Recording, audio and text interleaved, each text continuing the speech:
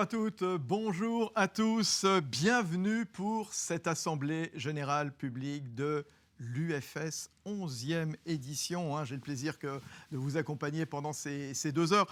Rendez-vous dans les circonstances que vous imaginez, que vous vivez, bien entendu, puisque vous nous suivez à distance via ce très beau plateau télé installé ici dans le 15e arrondissement de Paris, Porte de la Plaine, au Mama Shelter Paris-Ouest, avec en fond et la ferme urbaine du parc des expositions, un petit peu comme un clin d'œil de ce qui va nous accompagner pendant ces 2 heures. Merci de nous suivre aussi nombreux pour cette 11e édition. On me murmurait il y a quelques instants que vous étiez des centaines à nous suivre. Voilà, félicitations bien entendu. Contexte particulier, oui, celui de la pandémie, bien sûr, qui est venu rappeler à chacun une évidence. Se nourrir est un besoin fondamental. Et l'alimentation, c'est un bien stratégique. On ne parle que de souveraineté alimentaire.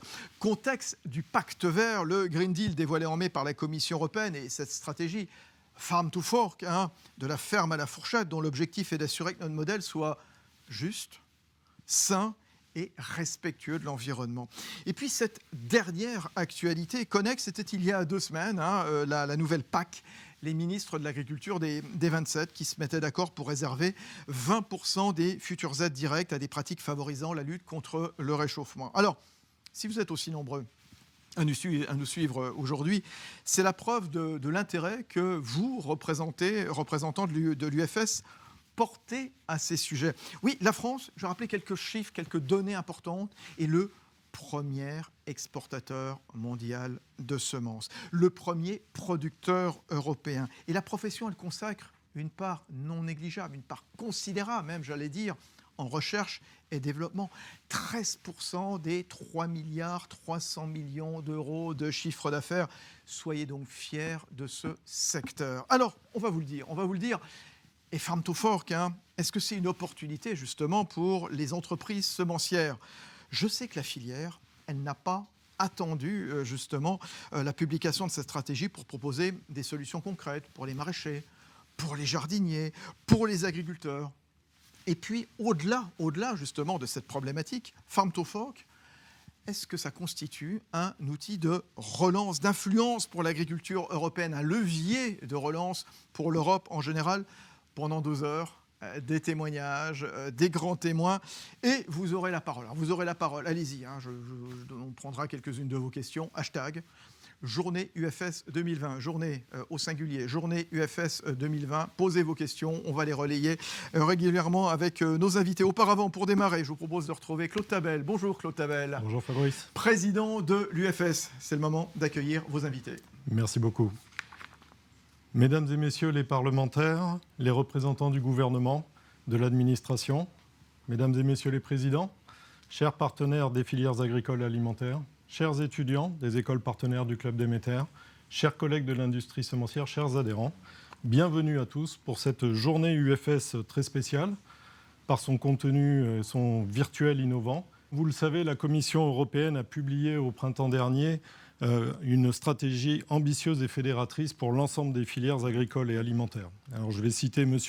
Timmermans, oui, qui est le vice-président exécutif de la Commission européenne, et qui nous explique que cette stratégie, c'est de mettre en avant un équilibre nouveau et meilleur entre la nature, les systèmes alimentaires et la biodiversité pour protéger la santé et le bien-être de nos concitoyens, tout en renforçant la compétitivité et la résilience de l'Union européenne. Donc vous voyez tout un programme, des objectifs ambitieux qui ouvrent des opportunités, nous le pensons, pour nos entreprises semencières. Et nos entreprises qui sont implantées dans tous les territoires et sont de nature très diversifiée ont identifié dès janvier 2020 4 enjeux stratégiques qui sont le changement climatique, la biodiversité cultivée, une alimentation sûre et une implantation locale avec un rayonnement international. Et nous retrouvons tous ces enjeux dans la stratégie Farm to Fork. Alors justement, voilà, cette stratégie Farm to Fork, avec 2 heures de programme, cette Assemblée Générale de l'UFS, qu'est-ce qu'on va retrouver ? Qu'est-ce que vous nous proposez ? Claude Tabel, qu'est-ce que vous avez organisé ?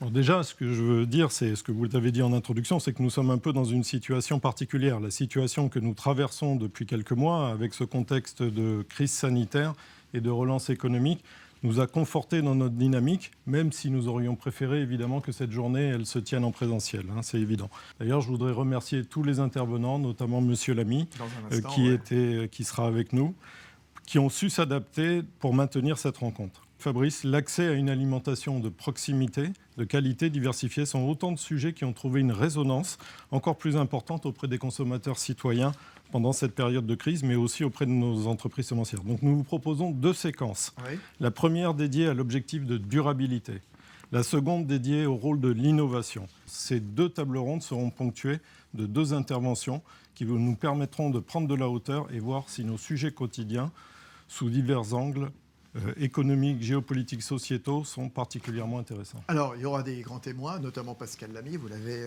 dévoilé. Et puis, on ira régulièrement à d'Angers. Claude Tabel, pourquoi ? Oui, nous irons là-bas parce que nous avons organisé une rencontre le 7 octobre dernier, en partenariat avec l'École supérieure d'Angers et le Club Déméter. Et nous sommes allés à la rencontre des étudiants. Vous verrez que ces étudiants ont une vision très claire de ce qu'il est important de mettre en place, notamment pour mieux faire connaître les métiers de l'agriculture, faciliter la compréhension de leur rôle et lister les contraintes du quotidien. Et puis enfin, nous aurons le plaisir de partager avec vous une allocution enregistrée par notre ministre de l'Agriculture en début de semaine et qui clôturera notre Assemblée générale. En tout cas, je vous souhaite un très bon après-midi et j'espère que vous apprécierez autant les échanges que nous avons pris du plaisir à préparer cette journée. Ça s'annonce très intéressant. En effet, Claude Tabel, notez-le, en effet, Julien Denormandie, le ministre de l'Agriculture et de l'Alimentation, juste avant 16h, là, pour clôturer donc, cette Assemblée générale de l'UFS. Merci Claude Tabel, on va vous retrouver dans un instant, restez là, bien sûr. Je le disais en préambule, voilà, en quoi cette stratégie Farm to Fork peut-elle être un outil ? On va accueillir dans un instant Pascal Lamy, ancien commissaire européen, ancien directeur général de l'Organisation mondiale du commerce. C'était de 2005 à 2013. C'est dans un instant. Bonjour Pascal Lamy. Bonjour. Pascal Lamy, oui. Alors, on va expliquer justement, voilà, pour ceux qui nous suivent, hein, on est éloigné suffisamment, donc Claude Tabel de moi, Pascal Lamy et vice-versa, etc., pour qu'on se permette donc de retirer le masque. Hein. Quand il y aura une table ronde tout à l'heure, ben, peut-être qu'on la remettra, on verra exactement. Mais voilà, je préfère prévenir en effet, et que tout se fait dans un cadre sanitaire tout à fait donc, eh bien, respectueux des normes en cours. Alors, vous avez évidemment une vision globale, hein, mondiale de l'agriculture. On va évoquer avec vous les enjeux géopolitiques, influence dans ce monde de l'agriculture. J'aurais juste auparavant qu'on rappelle quelques principes avant de vous donner la parole, Pascal Lamy, de cette stratégie dont nous parlait tout de suite le président Claude Tabel, bien sûr, la commission qui se fixe quelques objectifs censés encourager la transition vers des pratiques agricoles durables, 25% des surfaces consacrées à l'agriculture biologique, réduction de 50% des pesticides les plus dangereux, transformation de terres agricoles en jachères, augmentation des surfaces forestières. Et le pacte vert voulu par Mme van der Leyen prévoit de réduire les terres cultivées de 10% pour protéger la biodiversité. Alors, Pascal Lamy, avec cette stratégie Farm to Fork, est-ce que l'Union européenne des agricoles aussi volontariste, aussi ambitieuse quelque part que les grands leaders mondiaux de l'agriculture. Je pense à la Russie, je pense à l'Amérique du Sud, la Chine par exemple, les États-Unis bien sûr aussi. On va voir ça dans un instant. Je pense que c'est ça l'idée. L'idée, c'est de faire en sorte, et on va voir dans quelques minutes quel est le poids de l'Union européenne dans ce paysage agricole et alimentaire mondial. L'Europe est capable d'augmenter sa valeur ajoutée par rapport à quelques... On le sait, les États-Unis, la Chine et quelques autres dans l'avenir. Voilà, on va regarder tout ça justement. Alors, de quelle manière cette Union européenne développe ça ? C'est qui les grands acteurs ? Est-ce que vous pouvez nous les présenter, Pascal Lamy ? J'y viens dans un instant. Voilà. J'y viens dans un instant. Les 3 poupées russes que vous voyez, qui sont en quelque sorte le monde, l'Europe, la France, je les ai mis là parce que, au fond, on est obligé de raisonner sur cet ensemble. Elles sont l'une dans l'autre. Et vous avez les 3 sigles des instituts qui m'ont aidé à préparer ces quelques slides et ces quelques propos qui sont les instituts Jacques Delors, un à Paris, un à Berlin et un à Bruxelles. Et c'est celui de Bruxelles, justement, qui que j'ai le plus pompé pour préparer ces quelques éléments. Ils vous connaissent bien là-bas. Alors, commençons. Voilà, on va les passer. Voilà, là voici. Donc, contexte mondial, contexte européen, on y vient, contexte français. Les grands ressorts au niveau mondial, demande et offre, dans les années qui viennent. ressort numéro 1, la croissance démographique. On va passer en gros de 7 milliards à 9 milliards. Ressort numéro 2, la transition nutritionnelle. C'est-à-dire que dans ces 7 à 9, il va y avoir 2 milliards d'humains qui vont entrer dans la classe moyenne. Et ceux-là, ils mangent moins de produits de base et plus de viande, de produits élaborés, de produits laitiers. Et puis, j'ai ajouté le précautionnisme. Le précautionnisme. Juste, on va faire une petite explication de mots. Vous entendez quoi, Pascal Lamy ? Alors, j'entends par précautionnisme ce que je vois monter depuis très longtemps, et qu'à mon avis, la crise du Covid aura encore accéléré, c'est-à-dire la santé, le sanitaire, le phytosanitaire, l'environnement, tout ce qui touche finalement à la précaution. À mon avis, dans l'avenir, y compris dans l'agriculture, on va parler du précautionnisme. Il suffit de regarder ce qui s'est passé depuis 20 ans, et ça continuera à se passer comme ça. 80% de l'augmentation de la production, c'est de la technologie, c'est de la recherche, c'est de l'innovation, c'est des bio et des biotechnologies. Alors, cette demande va, en tout cas pour l'instant, un peu plus vite que l'offre, ce qui se traduit, et c'est normal, par une augmentation et des prix et des échanges internationaux. Les prix, on le sait, depuis 15 ans, sont sur une tendance à la hausse qui vient de la transition nutritionnelle, et c'est un grand contraste avec ce qui s'est passé à la fin des années 90. Comment tout ça se décompose du point de vue des acteurs ? On va les voir tout de suite. Les grands acteurs, export, un mastodonte, les États-Unis. Normal. Côté import, un mastodonte, la Chine, qui est importateur structurel et pour très longtemps.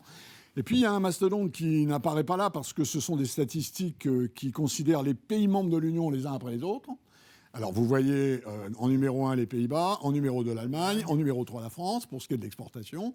En réalité, le numéro 1, c'est pas les États-Unis, c'est pas la Chine, c'est l'Europe. Le numéro 1, qu'on voit rarement sur les graphiques parce qu'ils sont faits par pays, c'est l'Europe. Le jeu principal, c'est le jeu européen, avec d'un côté les Américains, de l'autre côté les Chinois. Alors, on en vient maintenant à l'Europe et à ce qui vient d'être dit à juste titre sur cette nouvelle stratégie. Pourquoi Farm to Fork maintenant ? Pourquoi ce verdissement ? Je ne dirais pas subi, mais relativement important, en tout cas dans le discours, à cause des élections européennes de l'année dernière, qui ont en quelque sorte créé sinon une majorité des Verts, du moins une force politique des Verts eux-mêmes et dans les groupes comme le groupe chrétien-démocrate, comme dans le groupe socio-démocrate. Les Verts ont beaucoup augmenté leur influence au Parlement européen. La Commission en a tenu compte, c'est normal, la Commission est responsable devant le Parlement, d'où le pacte vert, qui est une énorme mobilisation de l'ensemble de l'appareil européen, mais aussi des conséquences sur l'agriculture, durabilité. Vous avez donné les grands traits, réduction de l'utilisation des pesticides.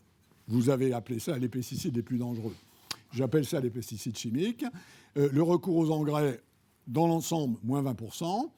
L'agriculture biologique, 25%. Et, chose importante pour vous, cette idée de faire une grosse étude sur l'impact et l'importance des nouvelles techniques génomiques. Alors, pour l'instant, c'est une étude. Ça donnera lieu à un débat public. Et je pense que pour votre secteur, l'idée qu'on ouvre un débat, et j'y reviendrai en parlant de la France, est, je crois, une décision relativement importante.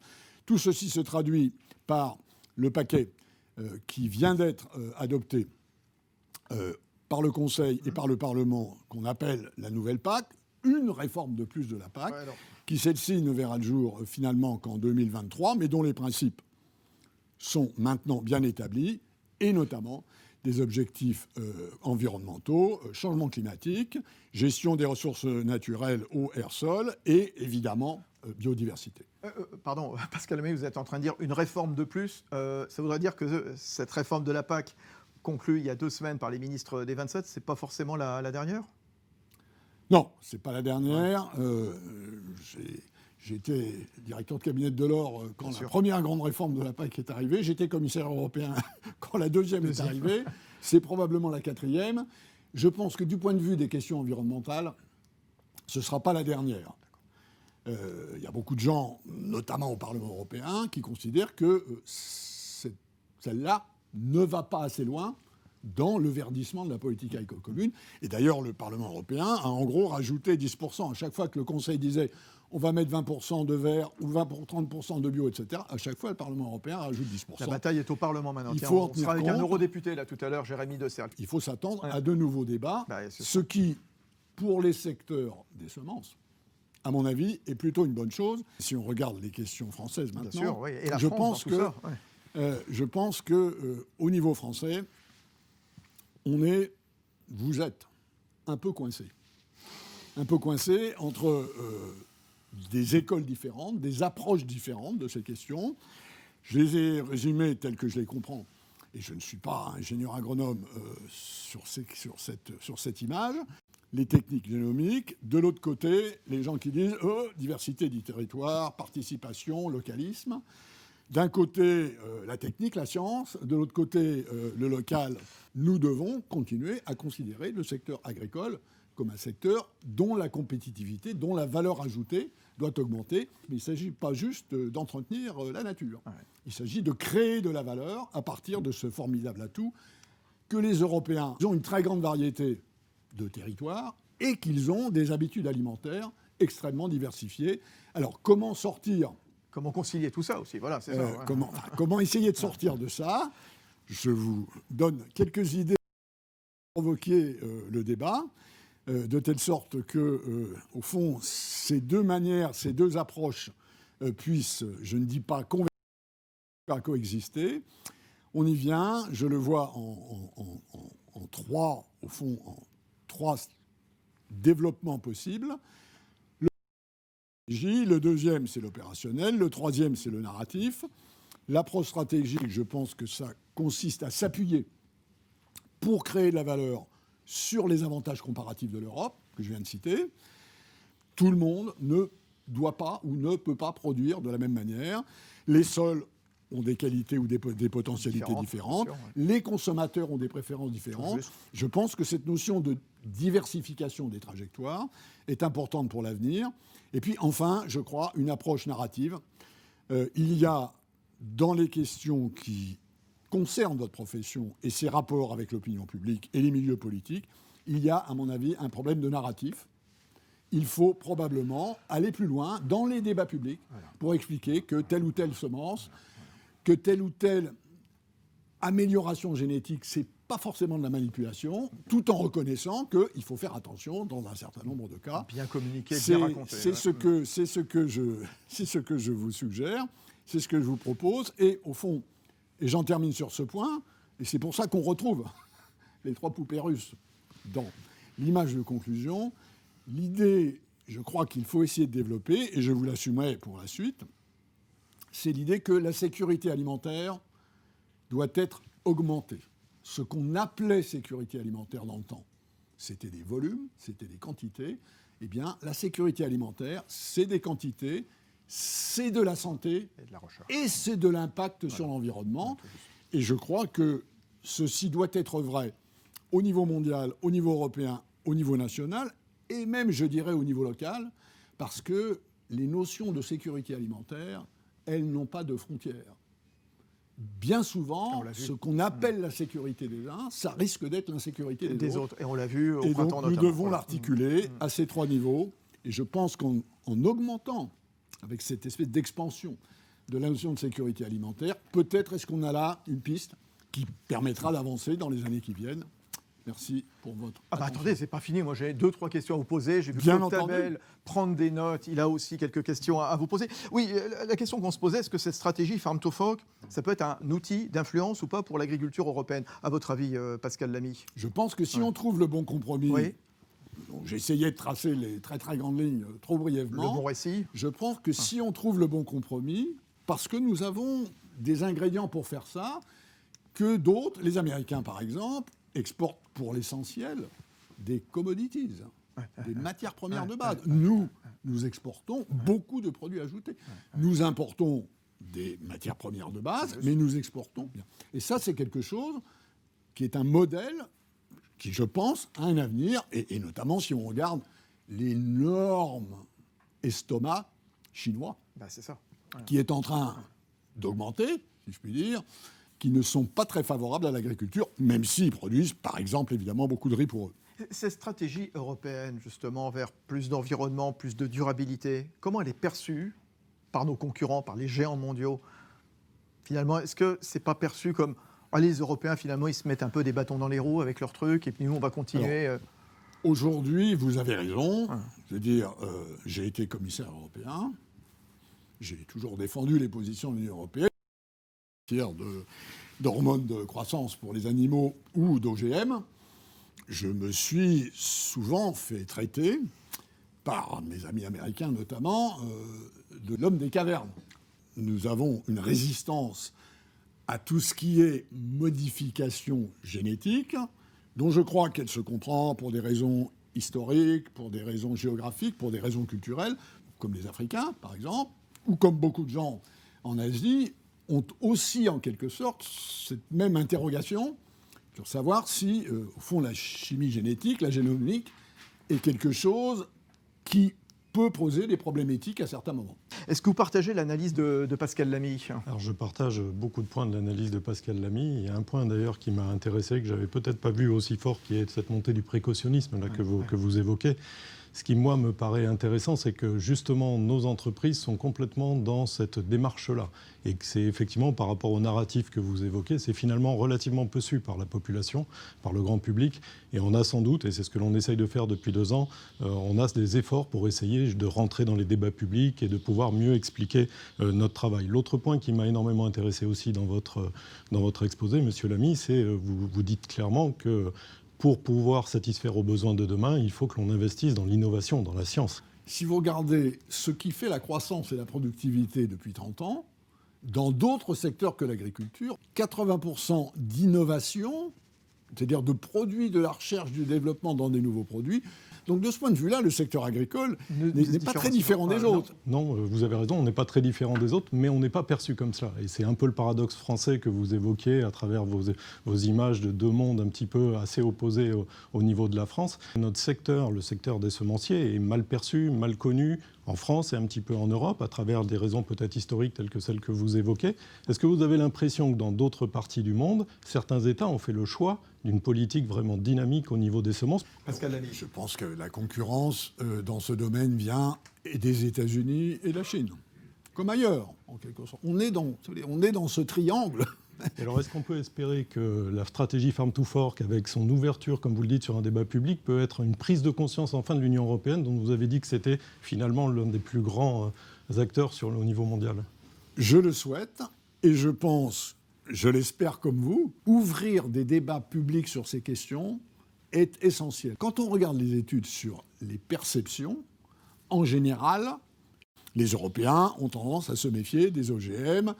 Quand on interroge les gens en réel, dans des groupes qualitatifs, on s'aperçoit que, d'abord, ils sont beaucoup mieux informés qu'on ne le pense.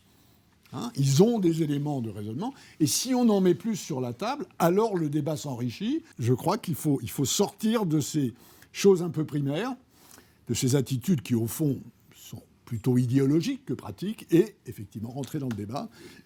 Si vous le faites, je pense que votre perception par l'opinion s'améliorera, et notamment en lui faisant comprendre que tout ça, ça commence quand même par des semences. Ça commence par des semences et par des sols. C'était un grand honneur. Merci beaucoup. Merci d'être venu. Pascal Lamy, donc ancien commissaire européen, ancien directeur général de l'OMC. Intéressant, en effet, d'entendre la jeune génération très impliquée pour réfléchir au modèle de l'agriculture de demain, dans ce contexte de transition écologique, de durabilité, bien sûr. Quelles sont leurs propositions pour changer de modèle de production? Allez, rendez-vous pour démarrer avec cet étudiant. On le regarde et on revient juste après. On voit qu'on est dans un modèle pétrochimique qui est axé principalement sur le pétrole. Donc on sait que les problèmes qu'il cause, donc pollution plastique, pollution au CO2, et puis la vision à long terme, on sait qu'en 2050 on n'aura plus de pétrole, enfin très peu. Donc pour moi l'agriculture doit s'orienter vers des productions à haute valeur technologique pour remplacer ce pétrole, donc produire des matériaux biosourcés, que ce soit pour le textile, la construction, le plastique, les bioplastiques, pour qu'ensuite ces matériaux soient réutilisés, non pas comme on fait maintenant, ces déchets, une fois qu'ils sont détruits, les déchets, au lieu de les enterrer bêtement et qui polluent sans rien donner, on pourrait les retourner à la terre et puis se faire une sorte de cercle vertueux. Voilà Antoine qui nous proposait donc un cercle vertueux. Voilà. Alors, quelle est la valeur ajoutée donc de cette durabilité qu'on évoquait donc en préambule avec Claude Tabel, avec Pascal Lamy? Où se situe l'agriculture française finalement au cœur de cet objectif, et spécialement les semenciers, puisque vous êtes au cœur de l'Assemblée générale de l'UFS, et de quelle manière va-t-on tisser des liens entre le cadre européen de cette stratégie Farm to Fork et le modèle agricole français actuel? J'accueille Jérémy de Serlet. Bonjour. Du groupe Renew Europe. Alors le groupe Renew Europe qui regroupe les députés de La République En Marche, les centristes, les députés Modem, les députés Agir. Éric Thirouin, bonjour Éric Thirouin. Bonjour. De la GPB, l'Association Générale des Producteurs de Blé et du Contrat de Solutions. Nathalie Carrois, bonjour. Bonjour. Vous êtes directrice générale de l'association Bleu, Blanc, Cœur, qui organise une agriculture à vocation santé pour la terre, les animaux et les hommes, bien entendu. Bonjour Didier Nury. Bonjour. Didier Nury, directeur général de Top Semences, administrateur de l'UFS et membre du COGECA, Organisation européenne des coopératives agricoles. Alors, vous voyez, on a remis le masque, parce que c'est une table ronde à 5 exactement. Voilà, et on n'était pas trop sûr de respecter, comme on dit, la distanciation sociale. On a remis ça, donc tout ça, évidemment, est parfaitement cohérent. Tiens, je commence avec vous, Jérémy de Serlet, donc député européen. Avec vous, on va notamment poser les atouts, les risques, les opportunités, quelque part, pour les filières agricoles et alimentaires françaises, à court, moyen et long terme. Vous êtes au cœur des échanges européens. On parlait tout à l'heure avec Pascal Lamy, donc des futurs échanges au sein du Parlement européen sur cette PAC. Comment elle est perçue, cette stratégie, par le Parlement de l'Union européenne? Quel est le degré, j'allais dire, d'appropriation, de maturité du sujet chez vos homologues? Alors, j'ai envie de dire bonjour à toutes et à tous. Déjà, merci pour l'invitation. J'ai envie de dire que le travail au Parlement européen sur la stratégie Farm to Fork n'a pas forcément commencé. Nous avons été beaucoup occupés ces derniers temps sur la politique agricole commune, où bien sûr il a fallu évoquer aussi dans cette politique agricole commune le lien qu'on pouvait faire, mais on y reviendra tout à l'heure, entre ces stratégies et la politique agricole commune. Mais au Parlement, il est prévu que dans le premier semestre 2021, nous puissions voter justement une position, un rapport d'initiative sur la stratégie Farm to Fork. Juste un petit détail en tout cas qui me paraît pour moi important quand même. On a souhaité, ou la Commission en tout cas a souhaité, en mettant la stratégie Farm to Fork en avant, mettre un cadre dédié à une politique alimentaire. On aurait pu imaginer, ça aurait peut-être été pas bête non plus, de mettre cette politique alimentaire dans la PAC. Ça n'a pas été fait. Il faudra maintenant qu'on soit assez cohérent, pertinent et pragmatique pour faire une politique alimentaire qui réponde aux attentes. Jérémy de Serlet, il y a un mot qu'on évoque beaucoup depuis le début de cet après-midi, c'est le mot durabilité. C'est un des termes pivots de ce projet. Qu'est-ce qui est entendu par la durabilité à l'échelon européen? C'est quoi? C'est la diversité des modèles, le développement massif du bio? Qu'est-ce que vous mettez dedans, quelque part?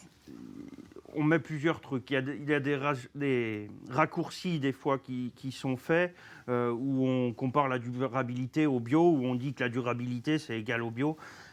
Si on s'inscrit dans cette réflexion-là, je pense qu'on va oublier un pan de l'agriculture ou des pans de l'agriculture importants. Ça veut dire qu'il ne faut pas qu'on en oublie et qu'il n'y aura pas que le bio qui répondra à toutes les attentes. Il faut qu'il y ait des politiques aussi de maintien des hommes et des femmes sur les territoires. Et puis je pense qu'il y a besoin aussi qu'on se pose la question de quelle alternative, quel argent ou en tout cas mesure on met quel accompagnement on met dans la recherche aussi, parce que c'est bien beau de dire qu'il faut baisser les pesticides. On a passé des heures à se poser la question comment on inscrivait Farm to Fork dans la politique agricole commune, comment on inscrivait la stratégie biodiversité dans la politique agricole commune. Ça, on a passé des heures à débattre là-dessus. Sauf que, encore une fois, je le disais tout à l'heure, on a choisi de mettre ces politiques-là à côté de la PAC, d'en faire des réelles politiques. Donc, il s'agissait pour nous de trouver le bon équilibre pour que la PAC reste la politique économique de l'agriculture, en mettant des mesures cohérentes en matière d'attente sociétale, mais que ça reste comme ça. Juste, Jérémy, où se situe la France par rapport à la trajectoire de progrès que porte la stratégie Farm to Fork? J'aime bien aussi qu'on parle de la France aussi. On va peut-être me qualifier de chauvin. La ferme à la fourchette, si on le traduit en français, ça fait 30 ans que ça existe en France, même peut-être plus. Donc je veux dire, c'est pas l'Europe, c'est pas les... voilà, ils n'ont rien inventé, c'est ce que vous voulez dire. Ce que je veux dire, c'est qu'en tout cas, nous, on a des choses à proposer, la France a des choses à proposer, et je pense que là où on peut apporter une plus-value, c'est aussi dans notre volonté à inscrire ça dans du développement de filière. Je vous disais qu'il faut aussi s'occuper des hommes, qu'il faut aussi s'occuper de la valeur ajoutée. Et je pense que le travail qui a été fait sur les états généraux de l'alimentation pourrait aussi s'inscrire dans une dynamique alimentaire. Derrière les états généraux de l'alimentation, c'est aussi des questions alimentaires. Bon, on va vous retrouver dans un instant. Il y a des questions probablement pour vous. Nathalie Kéroaz, avec vous, on va partager un retour d'expérience quelque part sur la création d'une filière agroalimentaire. Quels ont été les moteurs justement de la démarche? Vous l'avez lancé quand? Il y a 20 ans à peu près? 20 ans exactement. Donc ça fait 20 ans depuis cet été que l'association Bleu Blanc Cœur s'est créée. Et à l'origine, c'était un groupe de producteurs, d'agriculteurs et d'éleveurs qui avaient envie de débanaliser leur mode de production. On a parlé tout à l'heure de systèmes très différents qui doivent coexister. C'était l'ambition des éleveurs qui est à l'origine de la démarche Bleu Blanc Cœur. Des gens qui en avaient assez, quand on parle de minerais, quand on parlait de produits bruts agricoles, et qui avaient besoin de reconnecter vers le consommateur, en se disant on n'est pas que des acteurs de la production, mais on doit aussi aller porter nos engagements de filière vers le consommateur. C'est un minerai, c'est vrai. Oui, c'est vrai que ça choque. Mais c'est un petit peu la réalité des choses. Malheureusement. Et puis pour valoriser les produits, les aliments, l'idée c'était de se dire il faut aller vers le consommateur avec des éléments étayés de preuves qui correspondent à des bénéfices individuels. Et à l'époque, ces premiers producteurs et ces premiers scientifiques qui ont construit la démarche Bleu Blanc Cœur ont pu démontrer qu'on pouvait améliorer la densité nutritionnelle des produits bruts, le lait, les viandes, les œufs, en travaillant sur les modes de production agricole qui respectent effectivement les enjeux de durabilité, mais aussi des enjeux de santé qui ont été avérés, mesurés par tout un tas de scientifiques, médecins nutritionnistes, scientifiques de l'INRAE et de l'INSERM, qui ont démontré que je vais vous passer les détails, mais on a créé cette démarche Bleu Blanc Cœur sous la forme associative, avec un réel mouvement citoyen. Et c'est vrai que sans vouloir être prétentieuse aussi, j'ai l'impression que du coup, la démarche Bleu Blanc Cœur qui s'est créée il y a 20 ans, elle coche un certain nombre d'enjeux du pacte vert européen, la croissance durable, l'économie vertueuse, la santé pour tous. C'est un des enjeux principaux de la démarche Bleu Blanc Cœur, c'est l'accessibilité et la durabilité, parce qu'on retravaille le sol, les cultures d'intérêt nutritionnel, et c'est là aussi qu'on a travaillé depuis de longues années avec des semenciers qui sont le premier maillon de la filière Bleu Blanc Cœur. L'impact, alors maintenant, l'impact, c'est important aussi de nous le dire. Quels avantages retirent les différentes parties prenantes? Clairement, voilà, vous avez raison, la Commission européenne, ils ont dû regarder un petit peu ce qui se passait du côté de chez vous. Peut-être, je ne sais pas, j'espère en tout cas. On se connaît maintenant avec Jérémy. Déjà, d'avoir un collectif, une sorte de mouvement citoyen qui fédère tous les acteurs de la production jusqu'au consommateur. Et c'est vrai qu'au sein de Bleu Blanc Cœur, on a 950 acteurs économiques dans la filière. Donc effectivement des semenciers, mais tous les acteurs jusqu'à l'aval, la grande distribution y compris, mais aussi des citoyens à titre individuel. Aujourd'hui, un peu plus de 5000 citoyens à titre individuel, 2000 professionnels de la santé, des professionnels des métiers de bouche, des consommateurs. Et c'est ensemble qu'on crée ce mouvement de dialogue. Et une des spécificités de la démarche, je dirais, par rapport au pacte vert, c'est qu'on démontre tous les jours que c'est sûr, il faut changer ses modes de consommation, être un petit peu plus flexitarien, comme on dit. Mais on démontre jour après jour, et on est encore en train de travailler sur des scénarios, en tout cas sur la région Bretagne, sur laquelle on fait un test en ce moment, qu'effectivement, en changeant les modes de production agricole, non seulement on améliore de façon significative les bénéfices santé, donc dans le sens des recommandations nutritionnelles, mais en plus, on va améliorer les indicateurs environnementaux. Par exemple, les indicateurs carbone, on a démontré là récemment qu'à l'échelle de nos cahiers des charges, aujourd'hui, on peut aller jusqu'à 30% d'impact carbone en moins sur un poulet sorti ferme, parce qu'on a fait des choix de mode de production, d'alimentation avec des végétaux d'intérêt. 40% de 30% sortie ferme, données publiées à Agribalise. Ouais, très donc ça veut dire qu'en fait, on n'est pas que sur une logique de décroissance de production. On peut maintenir le tissu rural, Là, je voudrais aussi qu'on se projette un peu vers l'avenir, parce que là, vous nous avez fait un très bel exposé, en effet, avec les premiers retours d'expérience, très utiles, très prolifiques. C'est quoi les tendances, les attendus donc, de demain en matière de durabilité exprimées par les transformateurs, par les consommateurs, vis-à-vis justement de l'amont agricole? Nathalie Carroas, à la tête de Bleu Blanc Cœur. Écoutez, on a plusieurs enjeux de durabilité. Je dirais d'abord la durabilité économique. Donc on est sur des enjeux d'accessibilité au plus grand nombre. Ça ne coûte pas si cher que ça de transformer un peu les maillons agricoles. Il faut massifier, organiser les choses, se parler. Ça peut ne pas coûter à l'État. C'est l'exemple de la démarche Bleu Blanc Cœur qui s'est créée et qui est aujourd'hui la première démarche de qualité en France sans avoir obtenu de subventions de développement.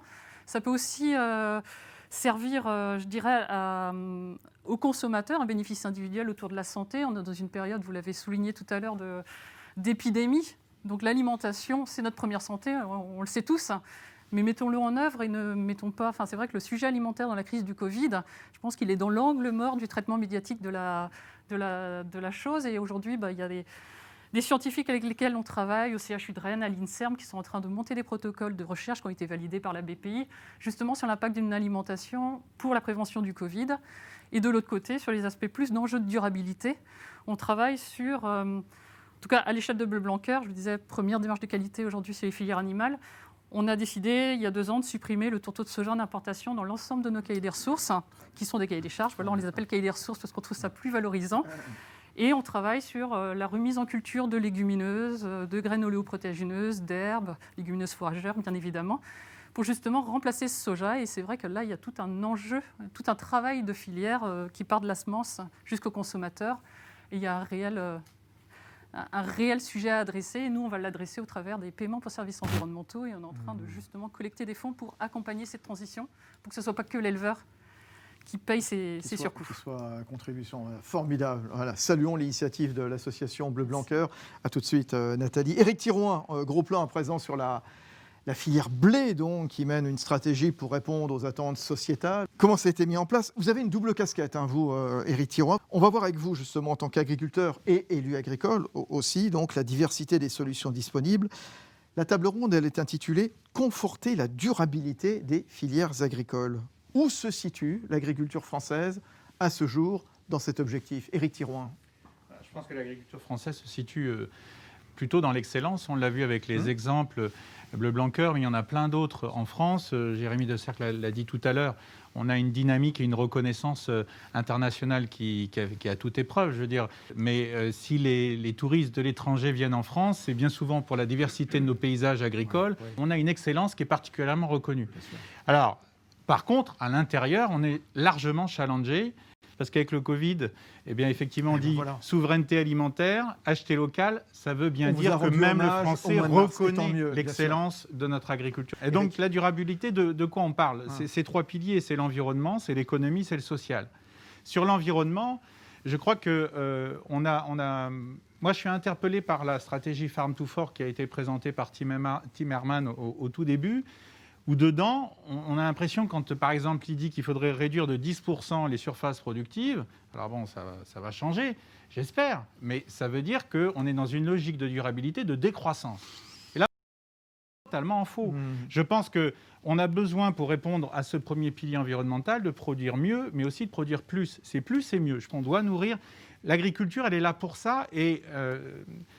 tout à l'heure, M. Lamy l'expliquait, le géant chinois et tout le reste pendant en pleine croissance de demande alimentaire. Voilà. Et pour le faire, il faut produire mieux. Ça passe par une agriculture de précision et ça passe aussi par des semences de plus en plus pointues, de plus en plus fines sur les demandes et les attentes. Et donc, effectivement, je pense que tout à l'heure, on parlait d'OGM, et moi, ce n'est pas d'OGM que je voudrais parler, c'est de la NBT. Parce que c'est de ça dont il s'agit aujourd'hui. Est-ce que l'Europe va être capable de reconnaître les NBT comme quelque chose de possible dans la sélection variétale, de façon à aller plus vite. Et donc, ce que je voulais dire par là, c'est que effectivement, je pense que c'est extrêmement important qu'on aille dans ces innovations Et notamment, là, ici, à l'UFS, moi, j'attends beaucoup en tant qu'agriculteur de la recherche des semences. Oui, Voilà. la productivité, Donc après, création de valeur il y a durabilité, l'économie, sans opposer des modèles, hein, surtout. Hein, on n'est pas binaire, hein, c'est ça. Alors, Quoi. non. Et puis, il y a l'économie que je ne voudrais pas zapper, mais on n'a pas trop le temps. Il y a aussi le social avec l'installation, avec l'image et la manière dont les choses se font. Et puis, sur l'économie, je pense que la PAC, elle ne doit pas oublier cette partie économique. Et c'est là le sujet d'aujourd'hui. Vous êtes président du contrat de solutions. Juste d'un mot, rappeler la philosophie de la démarche, les prochaines étapes, le déploiement des solutions. Pour nous, ce qui est important, c'est aussi de dire on a l'impression qu'il y a le biologique, et l'agriculture biologique est très bien, est très bonne, il n'y a pas de souci là-dessus. Puis on a l'impression que c'est le diable avec l'agriculture conventionnelle. Et ce qui n'est pas le cas, parce que c'est ce qui permet de nourrir toute la planète et l'espérance de vie qui augmente. Mais je pense qu'entre les deux, on a la certification environnementale qu'il nous faut être reconnue. C'est une certification française, et notamment la certification environnementale de niveau 2. Et à la GPB, on voudrait que l'ensemble des céréaliers puissent s'inscrire dans cette démarche de certification, de cette excellence de la durabilité dont on parle. Donc ça, je pense que c'est un engagement extrêmement fort. Je pense qu'on n'a pas le temps de rentrer dans les détails, mais c'est vraiment quelque chose auquel je crois. Le contrat de solution, d'un mot. Alors, sur le contrat de solution, effectivement, on a démarré en 2017. De quoi il s'agit ? Tout le monde se souvient du débat qui vient de se faire sur les néonicotinoïdes. C'était en 2016, avec la loi biodiversité, où on s'est retrouvé avec les orientations politiques en disant « on interdit, peu importe, vous verrez bien, on interdit, tout changera ». Ben non. Si on n'a pas d'alternative, on ne peut pas y arriver. Et donc, en 2017, on s'est dit qu'il faut vraiment qu'on arrive à faire comprendre ça. C'est qu'on est partant pour améliorer nos pratiques, pour réduire l'usage et les risques, mais pas sans solution, pas sans alternative. Et donc, on a créé ce contrat de solution avec plus de 40 organisations d'entête nationale. Donc, je crois que ça n'existe pas, des associations où il y a autant d'organisations nationales qui sont toutes mises ensemble pour essayer de trouver ces alternatives.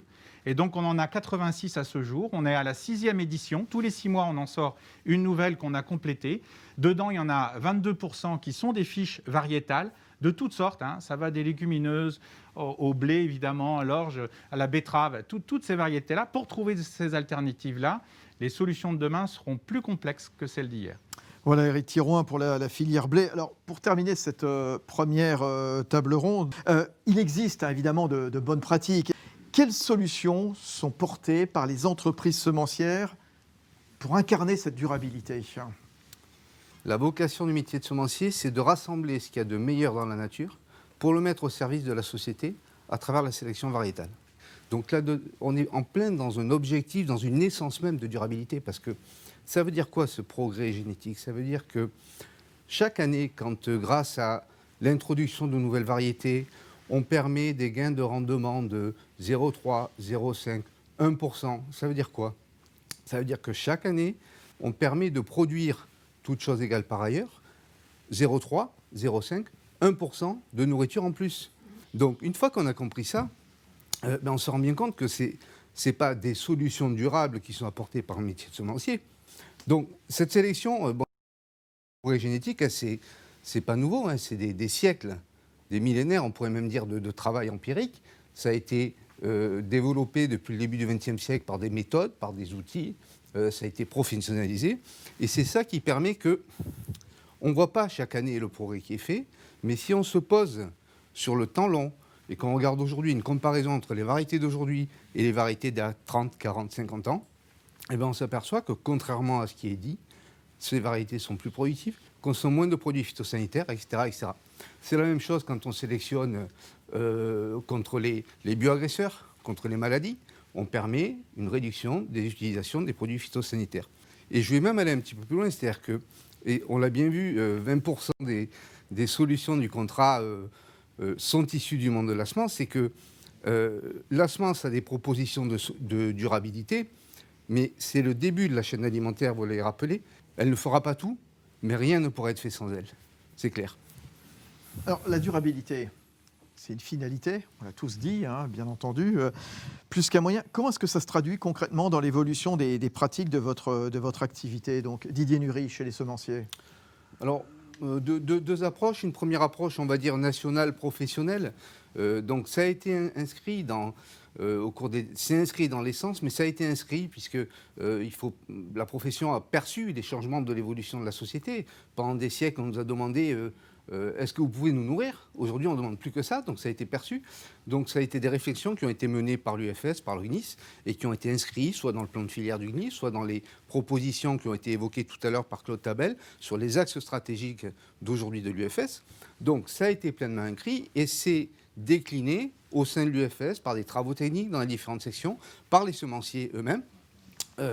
Les semenciers ont démultiplié les essais de résistance au stress hydrique, plus 70% en 2 ans de production de semences pour agriculture biologique. Ah, 70%. x3 en 10 ans. x3 en 10 ans. Des semences pour des espèces nouvelles, des légumineuses, pour répondre à la demande en protéines. Donc ça, c'est au niveau national. Et après, au niveau local, je peux citer l'exemple de l'entreprise que je dirige. Nous avons 4 objectifs stratégiques.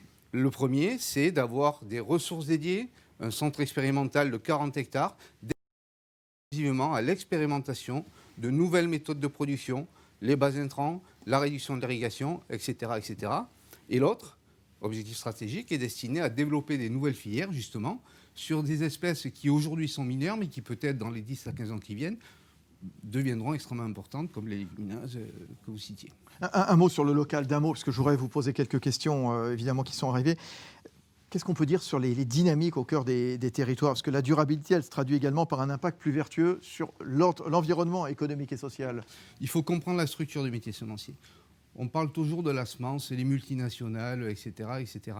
Non, ce n'est pas la réalité. La réalité du métier semencier, c'est des petites entreprises installées dans les communes rurales en France. C'est 13 000 emplois en France, dans les communes rurales. 13 000, c'est 40% de plus qu'il y a 10 ans, d'accord ? C'est des PME, sur les entreprises qui font de la sélection variétale, par exemple, 3% seulement sont des multinationales. 80% sont des PME. Et le reste, c'est des ETI qui, pour la plupart, d'ailleurs, sont françaises et ont leur siège en France. Donc, il y a vraiment une action locale. Je reprends l'exemple de ma coopérative. Les 55 millions vivre 180 salariés localement et sont 100% réinvestis par paiement aux agriculteurs, par salaire, par des investissements avec des entreprises locales, etc. Donc, c'est vraiment une durabilité qui est locale. C'est vraiment un investissement dans les territoires. Ça, c'est du concret.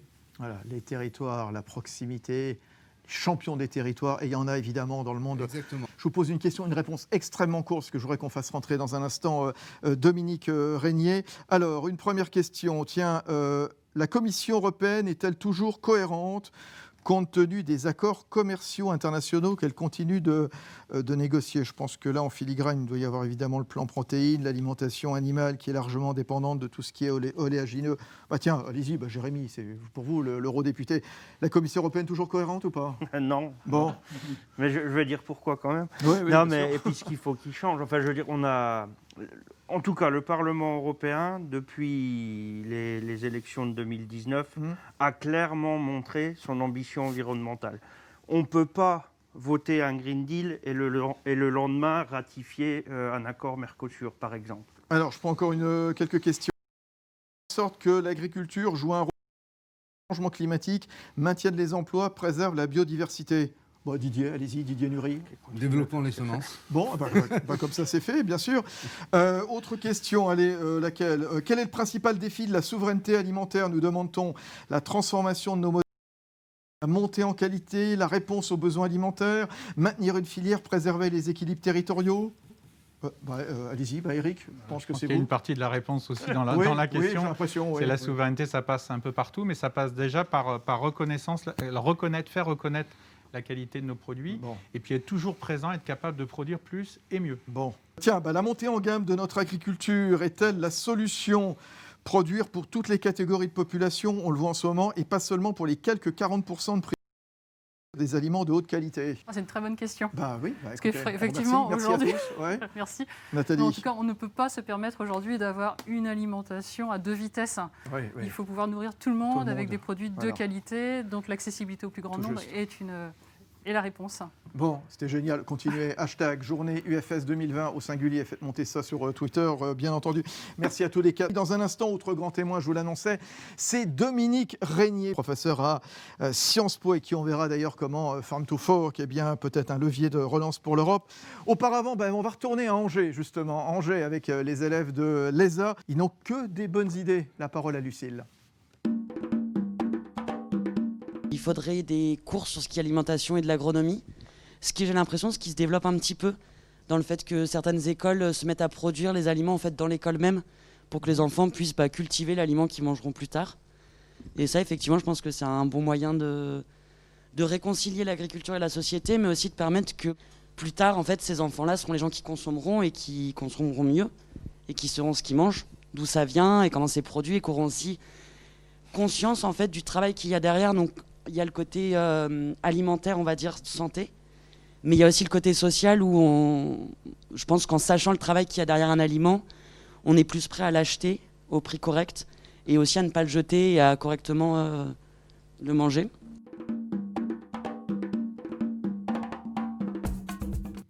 Voilà, c'est du bon sens ce que dit Lucille, donc étudiante à l'ESA d'Angers, des cours sur l'alimentation réconciliée, agriculture et société. Alors, c'est vrai qu'on était précédemment avec Pascal Lamy, ancien commissaire européen. On était avec Jérémy Desserlet, actuel eurodéputé.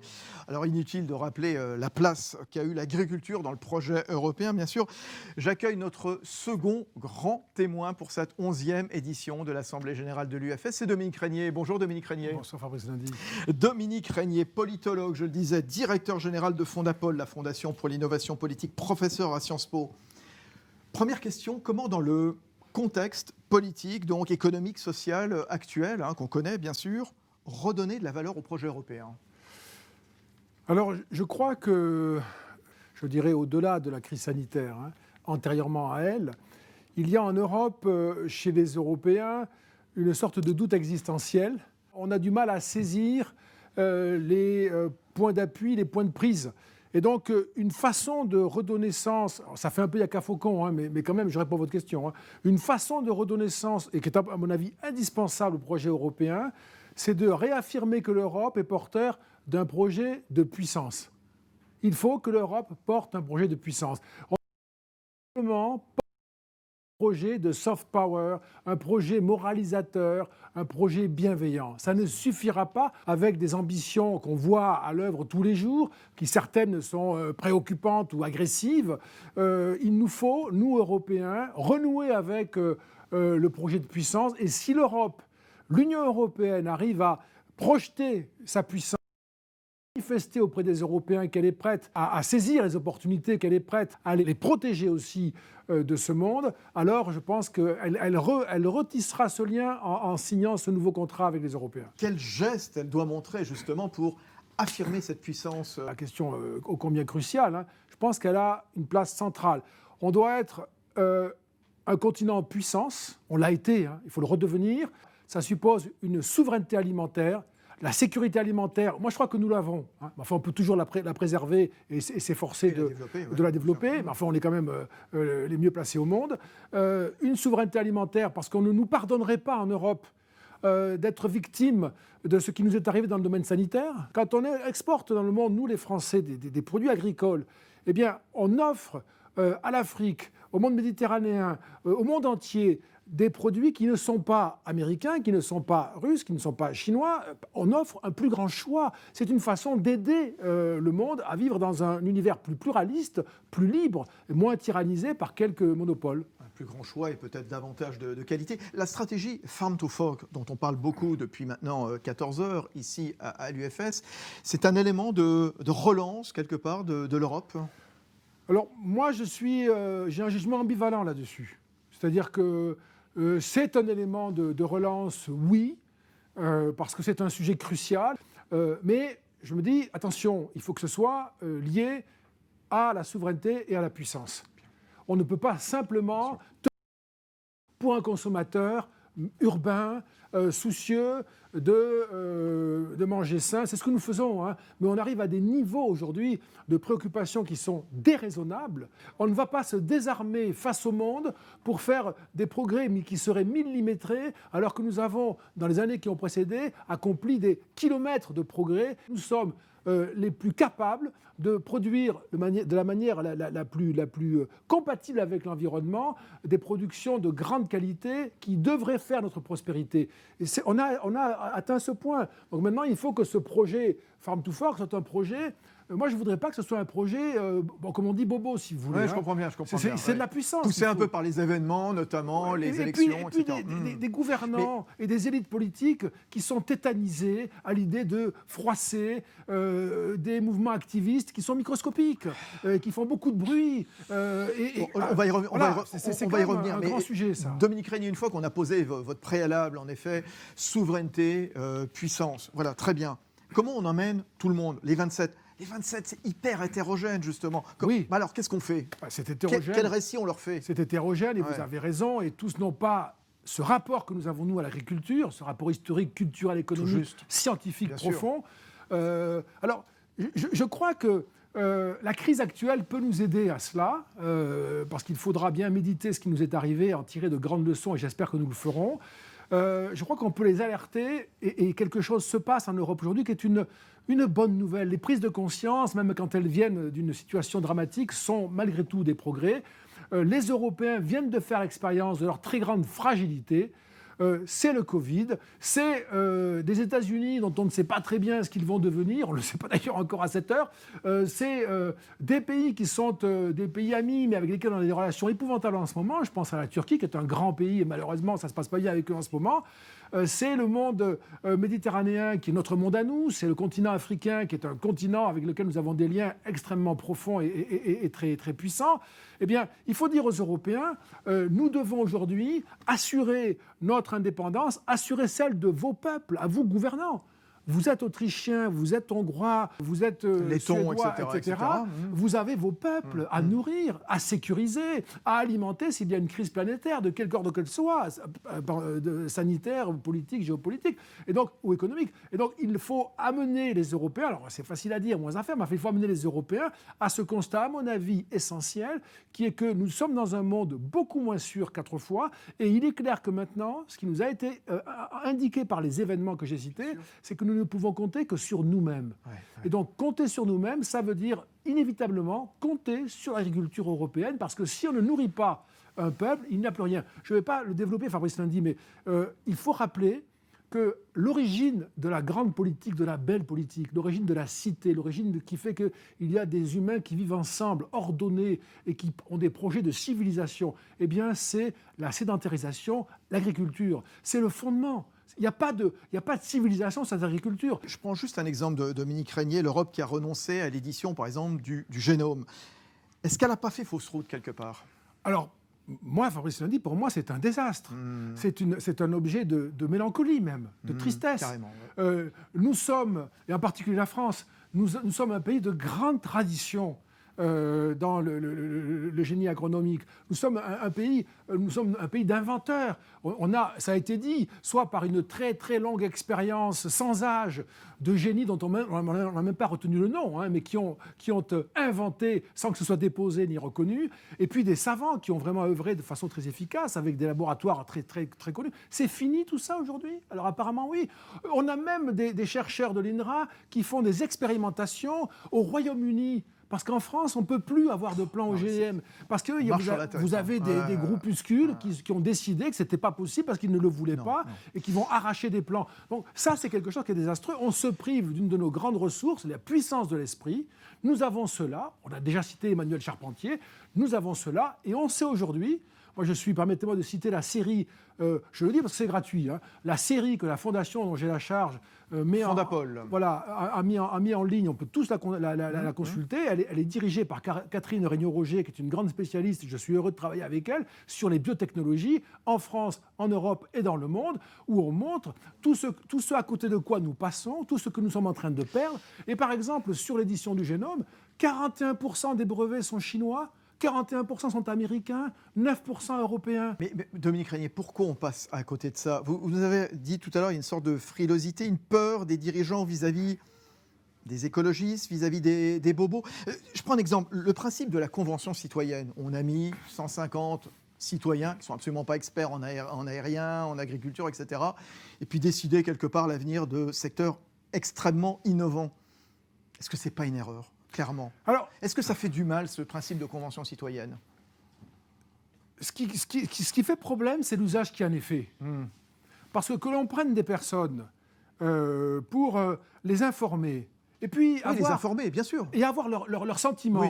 Et ensuite les présenter à un groupe, par exemple, d'élus, un groupe de parlementaires, une commission parlementaire, pour qu'il y ait des échanges, et aider à fabriquer la loi dans la discussion, c'est une bonne idée. Oui. Mais prendre des personnes qui sont compétentes en rien, élues par personne, et leur dire, vous allez réfléchir, on va vous faire quelques exposés, et ensuite vos propositions auront quasiment force de projet de loi, ça c'est absolument déraisonnable. Et donc ces personnes sont, je pense, trompées, parce qu'on leur dit qu'elles vont avoir une influence que, en tout cas on peut espérer, elles n'auront pas. Et puis on passe à côté des personnes qui sont élues, qui ne sont pas là par hasard. Des élus qui s'entourent d'experts. Et puis qui représentent les citoyens. Bien sûr. Donc voilà, c'est une affaire qui me paraît, moi, très discutable, non pas dans le principe, mais dans l'usage qui en a été fait. Tout juste. Juste encore une dernière question, puisque vous avez une vision aussi de l'opinion, bien sûr. Pourquoi, et je ne sais plus à qui on en parlait précédemment, pourquoi il y a autant de désamour, parfois du désamour vis-à-vis du monde agricole, le fameux agri-bashing, quelque part, qui, j'espère, n'est pas généralisé, bien au contraire. Moi, je ne crois pas que ce soit général, mais c'est un grand sujet, vous avez raison d'en parler, Fabrice Lundy. Je fais court, si j'ai bien compris. Non, mais allez-y. Non, mais parce que l'agribashing, si vous voulez, c'est Eddy Fougier, qui est un des auteurs de la Fondation pour l'innovation politique, a beaucoup travaillé là-dessus. Qui intervient aussi beaucoup à l'UFS. Absolument, qui est un de mes amis et contributeurs à la Fondation. On en a beaucoup parlé, mais l'agribashing, si vous voulez, de mon point de vue en tout cas, c'est un phénomène très superficiel et très bruyant. Voilà, c'est ça. Et là, il ne faut pas se tromper là-dessus. C'est-à-dire que les Français, encore aujourd'hui, qui pour la plupart vivent en dehors des métropoles, les 41 villes de plus de 100 000 habitants en France, ça représente moins de 10% du corps électoral. Je voudrais quand même le dire à ceux qui nous écoutent. Et à ce titre, il n'y a pas eu de marée verte au municipal. Pas du tout. Fin juin. Contrairement à ce qu'on a pu entendre. J'ai parlé de tsunami dans un verre d'eau. La formule que j'ai utilisée. Parce que vraiment, rien du tout. On n'écoute pas les Français, on ne les prend même pas en considération. Et donc, on a surdimensionné, survalorisé cet agribashing. En réalité, il est le résultat d'une déformation problématique de notre système médiatique et politique, qui est que nous avons un accès disproportionné d'une culture métropolitaine, celle des villes. En plus, la France, c'est un pays, pas de métropole, mais les villes de plus de 100 000 habitants, c'est de là que viennent les journalistes, les universitaires, les commentateurs. Moi, je viens de Rodez, c'est pas ça. Tous les leaders d'opinion. Voilà. Et du coup, on a une espèce de culture qui ignore de plus en plus cette réalité, et combien nous sommes redevables, pas simplement, combien nous sommes redevables. On peut très bien aller au restaurant, se régaler, et puis en sortant, protester contre l'agriculture, sans voir qu'on vient en réalité d'en profiter quelque part. Voilà. Donc ça, c'est clair, c'est fréquent, et c'est pas du tout exceptionnel. Donc c'est une culture désincarnée, détachée, qui est très particulière, très peu représentative, mais qui fait beaucoup de bruit, parce que ce sont les métiers de la communication. Les métiers, on tient les tuyaux par où passent les messages, ce sont beaucoup aussi nos politiques, et donc il y a une grande bataille à mener. Moi, je voudrais le dire quand même, c'est une grande bataille à mener, notamment par les semenciers, mais tous leurs alliés. Il faut construire un réseau d'émetteurs, de braves émetteurs qui vont chacun à leur place.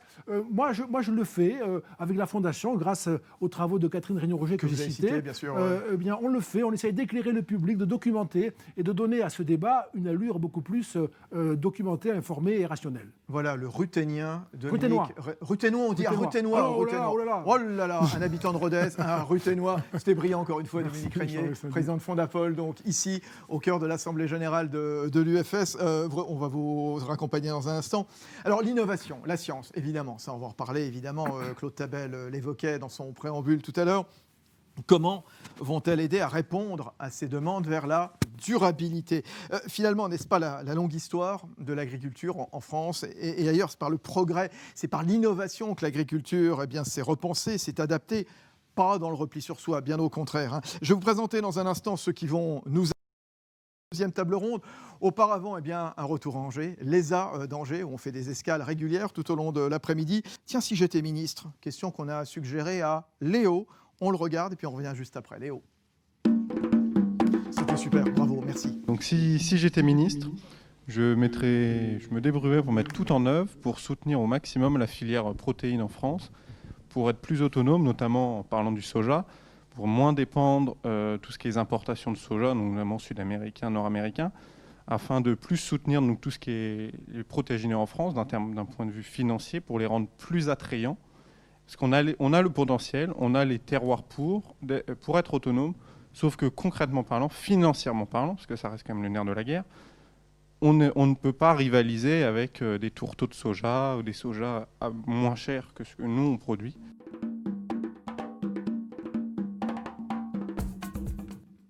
Voilà, soutenir la filière protéines en France, moins dépendre des importations. Voilà ce que nous disait Léo, le vrai ministre, tout à l'heure, le ministre de l'Agriculture et de l'Alimentation, Julien Denormandie, autre invité vedette évidemment de cette Assemblée générale de l'UFS, 11e édition. L'innovation identifiée comme facteur de réussite des ambitions agricoles dans l'Union européenne, notamment vers une trajectoire plus vers vendre. L'innovation comme un vecteur de rassurance, quelles sont les attentes et aussi les réticences, aussi, ça c'est important, des consommateurs. Quelles opportunités pour les semenciers en se focusant sur le métier de sélectionneur. J'accueille Nicolas Turquois. Bonjour Nicolas Turquois. Bonjour. Député MoDem de la Vienne. Il est avec nous en ligne par Skype, parce qu'en ce moment on ne se déplace pas tout à fait comme on voudrait. Bien sûr, le grand spécialiste de la distribution qui est Yves Puget, directeur de la rédaction de LSA. Vous nous entendez Yves Puget, bonjour. Et oui, bonjour, je suis désolé de ne pas être avec vous, mais c'est ce qu'on appelle un cas contact. Ah ben voilà, c'est comme ça, c'est ce que je disais en ce moment. Les allées-venues sont un petit peu limitées. Xavier Thévenot, bonjour. Bonjour. Xavier Thévenot, directeur du développement durable de Syngenta. Alors tiens, Nicolas Turcot, on va commencer avec vous, député MoDem de la Vienne. Plus agriculture semencier, voilà, double casquette. Vous êtes législateur, on va aussi parler d'innovation, du futur de l'agriculture. Puis c'est vrai, quand on est amené à réfléchir, à décider sur des textes de loi, quelles questions se pose-t-on justement à la manière d'y répondre? Alors, il reste néanmoins très lié à la tradition, plus qu'à l'innovation, quelque part. Plus de tradition, moins d'innovation. Quelque part, voilà, comment est-ce qu'on peut rétablir l'équilibre? Je crois qu'il y a un gros travail de pédagogie à faire vis-à-vis de nos citoyens, parce que les agriculteurs que nous sommes, que je suis, qui ont vu, moi en l'occurrence depuis mon grand-père, on a vu les évolutions, donc on les a intégrées. Mais on est encore avec des citoyens, avec certains de mes collègues sur les bancs de l'Assemblée, à une image presque d'Épinal de l'agriculture, et du coup qui est devenue très technique en tant qu'agriculteur technique. Mais nos concitoyens, ça les questionne. Et donc, sauf, moi je suis persuadé, je l'ai vu par ma propre expérience personnelle, sauf à emmener les citoyens sur nos fermes pour leur expliquer, pour leur faire voir ce que c'est, pour leur faire voir nos contraintes, nos difficultés, puis aussi les aspects positifs. Sans ce travail-là, pourquoi pas en même temps, je crois qu'on n'y arrivera pas. Alors, justement, c'est quoi emmener les gens sur le terrain? Quand on est semencier comme vous, c'est un des leviers significatifs, quelque part, pour s'engager vers une agriculture durable. C'est ce qu'on répète depuis tout à l'heure. Alors, moi, je l'ai totalement intériorisé parce que je vois qu'on sélectionne des variétés qui nécessitent moins d'intrants, moins d'engrais, moins de traitements. Mais ça, c'est une approche très intellectuelle. Il faut aussi le rendre. Il y a aussi des éléments de communication à avoir. Je m'attache beaucoup à ça. Et dire quoi et raconter quoi, alors, justement?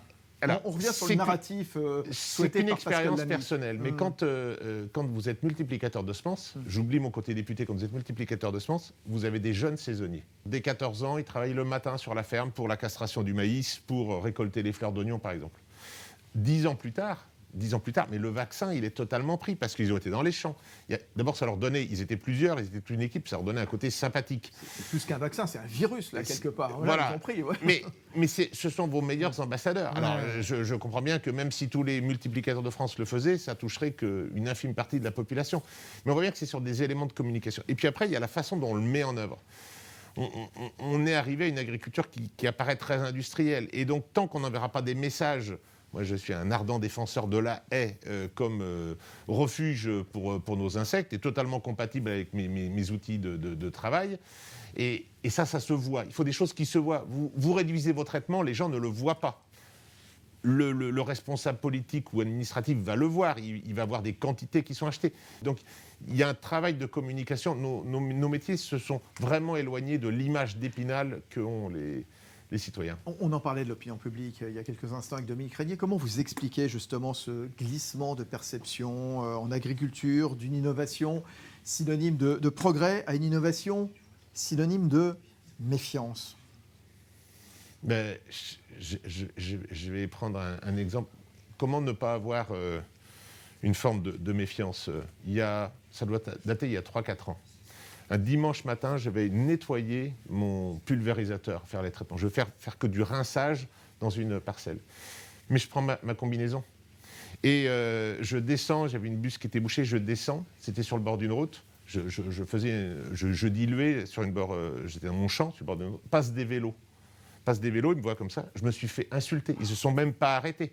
C'est hyper violent. Je m'étais posé la question si ce matin, mon fiston, le dernier, avec moi pour m'accompagner. C'était hyper violent. Ouais.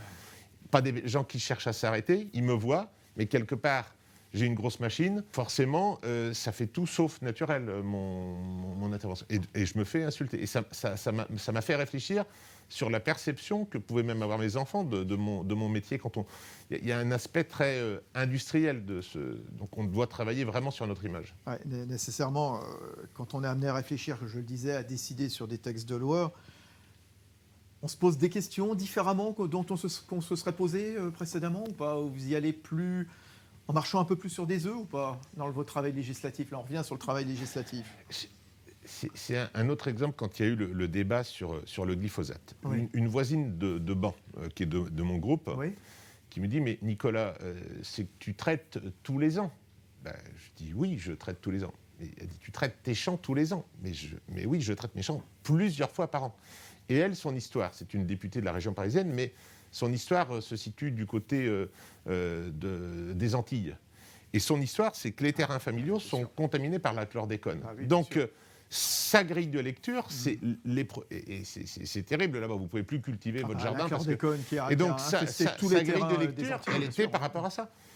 Et le fait que je traite plusieurs fois par an, mais j'avais l'impression d'être un criminel un peu. Non, mais qu'elle découvrait ça. Ouais.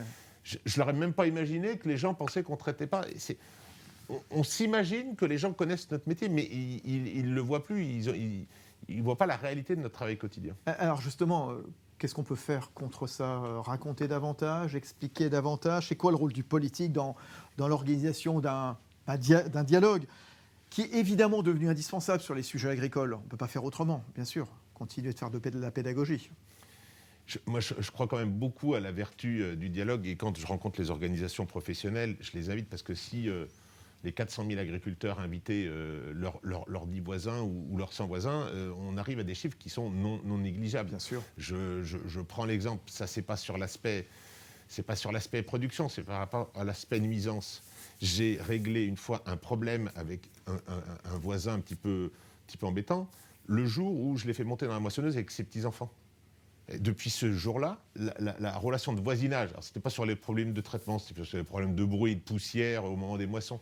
Le problème était réglé. Il a été converti. Mais parce que ça vous donne... on a ce travail d'aller vers l'autre. Il ne faut pas attendre que nos citoyens s'habituent. On est convaincus qu'on fait mieux qu'on faisait avant. C'est nécessaire. D'où l'intérêt d'un port de la Plaine, là. C'est le son de l'agriculture, il n'y aura pas cette année. C'est l'occasion justement d'expliquer, et les semenciers qui sont très très présents. Yves Puget, vous êtes toujours avec nous? Je suis toujours avec vous. Oui, il est là, génial, spécialiste de la distribution. C'est quoi le rôle de l'innovation dans la dynamique des filières agroalimentaires? Racontez-nous, Yves Puget. J'ai envie de résumer ça avec quelques chiffres, tout simplement. Si vous prenez le marché de l'alimentaire en hypermarché, supermarché, discount et drive, je vais résumer, c'est à peu près 100 milliards d'euros de chiffre d'affaires. Il y a à peu près 20 000 références, mais surtout, l'innovation, c'est 2 à 3% du chiffre d'affaires tous les ans. Ça peut paraître pas énorme, pas beaucoup, mais 2 à 3% pour les distributeurs, c'est 2 fois leur marge nette, tout simplement. On est dans un pays, les Français adorent l'innovation. Donc l'innovation, c'est le moteur de la croissance, c'est indispensable. Quel type d'innovation, à votre avis, Yves Puget, le consommateur, il se pose des questions, il se méfie parfois. Qu'est-ce qu'on doit lui dire? Alors là, la première chose, c'est, j'ai dit que les Français adorent l'innovation, je continue de le penser, mais les distributeurs ont été trop loin, notamment avec la fameuse loi Galland. Je disais tout à l'heure, à l'instant, il y a à peu près 20 000 références alimentaires référencées dans les hypermarchés. Il y en a eu beaucoup trop. Pourquoi il y en a eu beaucoup trop? C'était la loi Galland. Les distributeurs référençaient des produits, non pas parce qu'ils allaient le vendre, mais parce qu'ils ramassaient des marges arrière. Donc c'est assez aberrant. Il y a eu des abus de marketing, effectivement, inventer des yaourts, le yaourt qui rend beau. Donc aujourd'hui, que veut le consommateur? Le consommateur, il est devenu compliqué, il veut de tout. Le consommateur monolithique, ça n'existe plus. Donc je serais content de vous dire que le consommateur, il veut que du made in France, il veut que du bio, il veut que du local, il veut que du produit sain.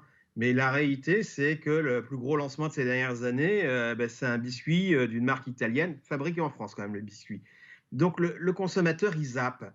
Donc oui, il y a une attente de produits sains, oui, il y a une attente de produits bio. Mais ce qu'on appelle le cœur de gamme et tout simplement ce qu'on appelle aussi le plaisir, ça fonctionne encore. Donc la difficulté, c'est de comprendre ces attentes multiples. Le Français est de plus en plus zappeur. C'est le même Français qui va manger des produits bio, mais qui va acheter des produits pas chers, par exemple, pour ses enfants. Donc le consommateur, il est devenu très dur à comprendre et à anticiper. Yves Puget, Farm to Fork prévoit des produits alimentaires sains, durables, accessibles aussi. Ces orientations, est-ce qu'elles vont devenir définitivement la norme pour le consommateur, à votre avis? Oui, je pense que ce sera une des normes, pas la seule. Je pense que ce n'est pas une attente, comment je vais dire ça, c'est pas une réclamation forte du consommateur. Je pense que le rôle, il est plutôt du côté de l'industrie et de la distribution, de comprendre que la totalité de leurs références doivent y passer. C'est-à-dire que c'est à eux de travailler et après le consommateur suivra. Parce que le consommateur, il a une autre demande qui est le prix bas. C'est-à-dire celui qui va répondre dans les sondages « je veux du bio, je veux de la qualité, je veux du sain », c'est aussi le même qui va se précipiter chez Aldi, chez Action pour demander des prix bas. Donc il y a toujours cette contradiction. Ces innovations, concrètement, sur ces thématiques, ça se traduit immanquablement ou pas sur des succès, à votre avis? Les Français, on a une culture française qui est très dommageable. On a toujours peur de l'échec en France. Alors en France, mais ça vient dès l'éducation nationale. Faut revoir dès l'école. En France, si vous avez un échec, ça reste marqué. Vous avez un post-it sur la tête et on n'ose pas réessayer. Aux États-Unis, si vous faites un échec, on dit que c'est extraordinaire, vous allez apprendre de cet échec. Donc, si Carrefour, Leclerc ou Auchan testent un produit, si ça ne marche pas, tout le monde va leur tomber dessus. Et si la même chose se passe avec Amazon aux États-Unis, on va dire « mais c'est extraordinaire, regardez comment ils font du test and learn ». En France, on a peur de l'échec. Mais il faut multiplier les essais, il faut essayer.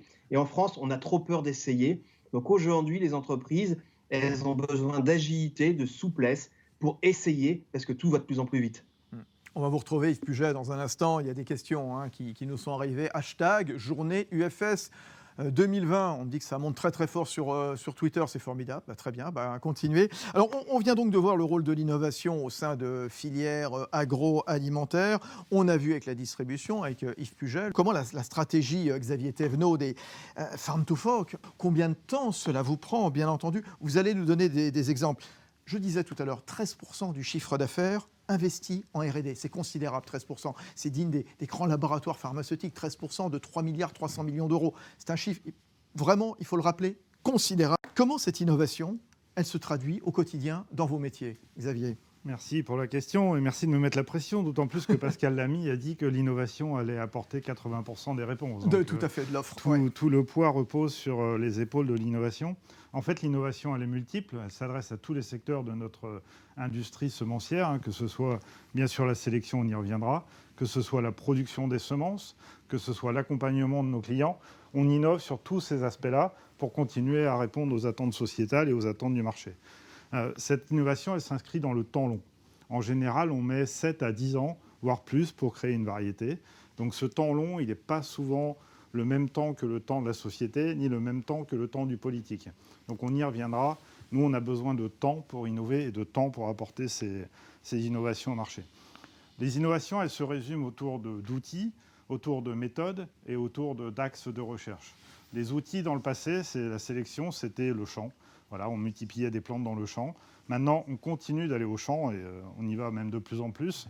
Simplement, on y va équipé avec beaucoup d'outils comme ce qu'on appelle le big data, c'est-à-dire l'analyse de plusieurs données, la sélection assistée par marqueurs moléculaires, le phénotypage au débit. C'est peut-être des grands mots pour beaucoup des citoyens, mais toutes ces données, elles permettent aux sélectionneurs d'aller à la fois plus vite et d'être plus précis dans ce qu'il va trouver. Le deuxième axe d'innovation, c'est justement les axes de recherche. Avant, c'était essentiellement le rendement, c'était répondre à cette demande alimentaire. Maintenant, on est beaucoup plus dans des notions d'agronomie, de répondre aux enjeux du changement climatique, comment on arrive à adapter les variétés aux nouvelles conditions climatiques. Bien sûr, la recherche sur la résistance aux maladies, la résistance aux bioagresseurs, l'amélioration de la qualité, la résistance au stress abiotique, la sécheresse. On a vu cette année encore des sécheresses terribles. Donc ça, ce sont les nouveaux axes de recherche des sélectionneurs d'aujourd'hui. Et puis, des produits, je vais citer quelques exemples. On parlait de recherche contre les bioagresseurs. On a beaucoup parlé de la jaunisse de la betterave cet été. Donc, comment ne pas citer des projets de recherche comme le projet Hacker ou le projet Modify de Leplanque, qui sont des projets qui, bien sûr, ne vont pas pouvoir répondre en 3-4 ans à une demande aussi forte que de remplacer des solutions chimiques. Mais ces projets, ils s'inscrivent dans la durée. Autre exemple de projet qui est plus de chez nous. Nous, on a lancé l'année dernière un chou de Milan, vous savez, ces petits choux pointus. Il s'appelle Cordova. Il a fait l'objet de 10 ans de recherche et il permet de contrôler 3 maladies de ce chou de Milan et donc de remplacer 2 ou 3 traitements en végétation. Donc ça, c'est vraiment les nouveaux produits qu'on est capable d'apporter grâce à la sélection conventionnelle aux consommateurs. Beaucoup d'autres exemples, bien sûr, si on a le temps. C'est quoi les leviers et les freins? Alors voilà aussi, parce que vous nous dites tout ça, ça prend du temps, ce qui est normal. Acceptons l'idée que ça prenne du temps, 7 ans, 10 ans, et vous l'avez rappelé tout à fait justement, Xavier Thévenot. C'est quoi les leviers, les freins? Les leviers, on est très content de voir dans Farm to Fork, on parle de 10 milliards, on parle de sommes qui sont très très importantes, qui sont fléchées sur productivité et développement durable de l'agriculture. Donc tout ça, on est très content de voir ça. Il faut obligatoirement du volontarisme politique. On l'a vu, on parlait de polémique tout à l'heure, on avait en France une polémique sur les vaccins. On a vu un volontarisme politique qui a quelque part calmé cette polémique. Voilà. Donc nous, c'est ça dont on a besoin. On a besoin d'un volontarisme politique pour avoir un cadre réglementaire clair qui nous permette d'œuvrer. On voit que dans le PIA, et puisque Nicolas Turquois est là, j'en profite, c'est pas de la flagornerie, mais c'est vrai qu'on va vous répondre. On voit qu'il y a des quantités. Non, mais c'est un compliment. Non, mais je sais, mais il peut y a répondre des sommes d'argent très importantes qui sont mises sur la recherche. Donc ça, c'est un levier très puissant. L'argent public, la collaboration entre les acteurs publics et privés. On parle de 3,4 milliards quand même dans le PIA 4, le plan d'investissement d'avenir, qui sont fléchés sur les activités agricoles. Donc ça, c'est des éléments très importants.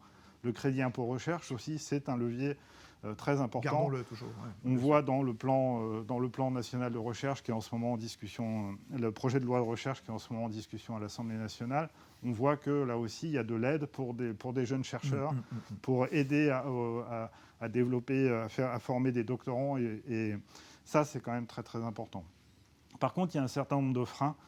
C'est bien sûr la peur, les préoccupations de la société qui se traduisent parfois par des actes malveillants.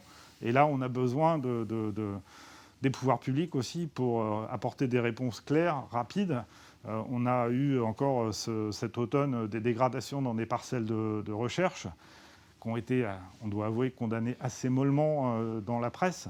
Donc on a besoin de cette clarté politique. Est-ce qu'on veut de la recherche? Est-ce qu'on veut des activités de recherche en France? Parce que nos 12 000 collaborateurs, ils ont besoin un peu qu'on leur envoie des messages d'amour, et qu'on leur dise oui, votre travail est important, oui, on reconnaît votre utilité dans la société. Ça doit être sanctionné, voilà. Mais bien sûr, vous avez raison. Tiens, justement, un mot, le législateur que vous êtes, Nicolas Turquois, sur cet aspect-là, justement, qu'est-ce qu'on peut dire, qu'est-ce qu'on peut répondre? D'abord, j'entends parfaitement les sujets. D'abord sur l'importance de donner des moyens à la recherche. Votre votre participant précédent, là, M. Régnier, a parlé d'avoir des éléments de puissance, et le côté alimentation est un élément de puissance, et le côté recherche aussi. On a qui est beaucoup plus rapide que les méthodes de sélection actuelles. On le voit sur les aspects sécheresse, et donc si on n'adapte pas les moyens de recherche à la vitesse des changements, eh bien, on va aller dans une forme d'impasse très, très rapidement. Donc il existe des méthodes, notamment celle qui a valu le prix Nobel à Madame Charpentier, qu'on appelle la CRISPR-Cas9, enfin bon, la modification génétique gène par gène, enfin pas gène par gène, base par base. Bon, voilà. Mais dès qu'on parle génétique à l'Assemblée, que ce soit sur les aspects végétaux ou sur les aspects humains. On a eu Philippe Berta sur les enjeux bioéthiques, qui est un passionné de génétique, plutôt génétique humaine. Dès qu'on parle génétique, on ne comprend pas, c'est quelque chose, c'est une boîte noire qui fait plutôt peur. Donc là, il y a une vraie... Je rejoins sur le fait qu'il faut avoir un message très clair des pouvoirs publics sur ce sujet-là. C'est un enjeu majeur et un enjeu d'explication fort, parce qu'on ne maîtrise pas instinctivement ce que c'est que la génétique. Non. Il faut enlever les fantasmes, mais il y a un travail très fort du politique à faire sur le sujet. Avant de prendre des questions, Yves Puget, je pense qu'il y aura une question pour vous dans un instant. J'étais en train de les checker rapidement. Juste, Xavier Thévenot, d'un mot, qu'est-ce que vous inspire les grands axes qu'on a évoqués là, depuis maintenant 14 heures? On parle de réassurance, de dialogue. Comment vous positionnez, vous, les entreprises semencières, sur cette problématique, sur ce sujet? C'est clairement une stratégie. On est très content que l'UFS adopte cette stratégie. Elle reflète parfaitement l'état d'esprit des adhérents de l'UFS. On parlait tout à l'heure de durabilité. Oui. Il y a l'économique, oui. Il y a le social, il y a l'environnemental. Et il faut trouver le bon équilibre entre ces trois-là. Mais il y a un quatrième pilier, une quatrième dimension, c'est l'acceptation sociétale. Si on n'arrive pas à faire accepter par la société nos pratiques, nos métiers et nos technologies, on n'y arrivera pas. Donc cette stratégie d'écoute, de dialogue que l'UFS porte et que toutes les entreprises portent, elle est absolument essentielle. Et nous pensons qu'à travers les hommes et les femmes de l'UFS qui incarnent cette pratique, on a des réponses concrètes. On a parlé du contrat de solution, des CEPP, les certificats d'économie de produits phytosanitaires, les variétés, que ce soit le blé, que ce soit le colza, que ce soit les couverts végétaux, c'est des solutions qui sont adoptées et adorées par les agriculteurs parce que ce sont des solutions positives. Donc on a beaucoup d'histoires positives à raconter. Et dans ce sujet-là, on est prêt et on est motivé pour y arriver.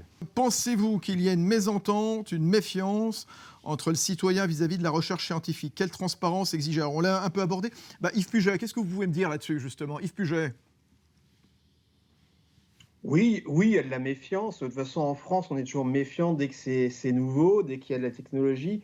Je vais botter légèrement en touche pour vous donner un exemple. En France, on a encore un débat sur la digitalisation, la robotisation. Il faut absolument que les entreprises investissent, que ce soit les distributeurs, les industriels ou le monde agricole, parce que ce sera les gains de productivité. Donc c'est la modernité et on a une situation actuelle où les Français veulent des prix bas. Et donc les distributeurs se retournent contre le monde agricole pour avoir des prix encore plus bas. Ça ne peut pas continuer. Il faut tout simplement digitaliser, investir, robotiser. Et c'est ça qui permettra d'avoir des prix plus bas avec des produits toujours de meilleure qualité. Ce bras de fer des négociations, quand je vois qu'il y a 8%, quand je vois qu'il y a 8% de taux de rupture dans les magasins, je dis aux distributeurs, commencez par réduire ces taux de rupture. Et comme ça, vous aurez peut-être un peu moins besoin de négocier dur. Diabolise-t-on trop le monde économique sous prétexte de protection de l'environnement? Peut-être Nicolas Turquois. Il faudrait une feuille et puis 2 heures. Non, on a 30 secondes, pardon. Oui, il y a une méconnaissance. En tous les cas, sur les réseaux sociaux, on voit cette diabolisation. Bon, sur le terrain, quand vous avez des gens qui travaillent dans des entreprises variées, je suis sur un territoire, il y a pas mal d'entreprises. On comprend ça. Je trouve que les réseaux sociaux font un peu un effet sur... Ouais, non, mais évidemment, c'est ironique. Après, moi, je suis dans un territoire plutôt rural. Une forme de connexion qui est peut-être moins vraie dans nos métropoles. Voilà. faut aller sur le terrain, il faut créer des moments où nos concitoyens nous redécouvrent ce que c'est la... Voilà, c'est ce qu'on raconte depuis tout. Oui, vous vouliez dire un mot? Allez-y, Xavier. Juste parce que ça revient au développement durable. Le développement durable, ce n'est pas uniquement un des piliers, c'est l'équilibre entre les trois. Et il faut toujours expliquer que seul vaut l'équilibre entre les trois. On ne peut pas avoir une politique ou des choix qui vont que dans un sens ou que dans un autre. Il n'y a pas une seule solution. C'est bien l'équilibre entre les trois. Vous avez raison. Tiens, cette question, je vous la donne. Est-ce qu'il n'y a pas une surréglementation? Bah oui, cette stabilité réglementaire, clairement, voilà, qui change toutes les 5 minutes, franchement. En fait, il y a une surréglementation et elle est d'autant plus pénible, c'est qu'elle est déjà pratiquement une des plus strictes du monde au niveau européen. Et en plus, de temps en temps, la France vient en rajouter une couche supplémentaire et même des fois en avance de cycle sur tout le reste de l'Europe, qui sont très compliqués sur la compétitivité et sur la durabilité, ne serait-ce que des investissements des entreprises, parce que entre les différents pays, il faut que la France garde son attractivité. Donc un cadre réglementaire clair, s'il est visible et s'il est prévisible, ça ne pose pas de problème. Non.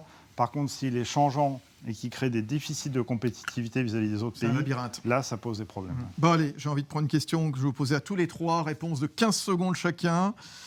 L'agriculture est-elle devenue la terre d'innovation? Ah bah oui, ça c'est bien, ça, clair. Ah bah allez-y, Xavier Thiemonnet, continuez. Xavier Thévenot, prenez la suite.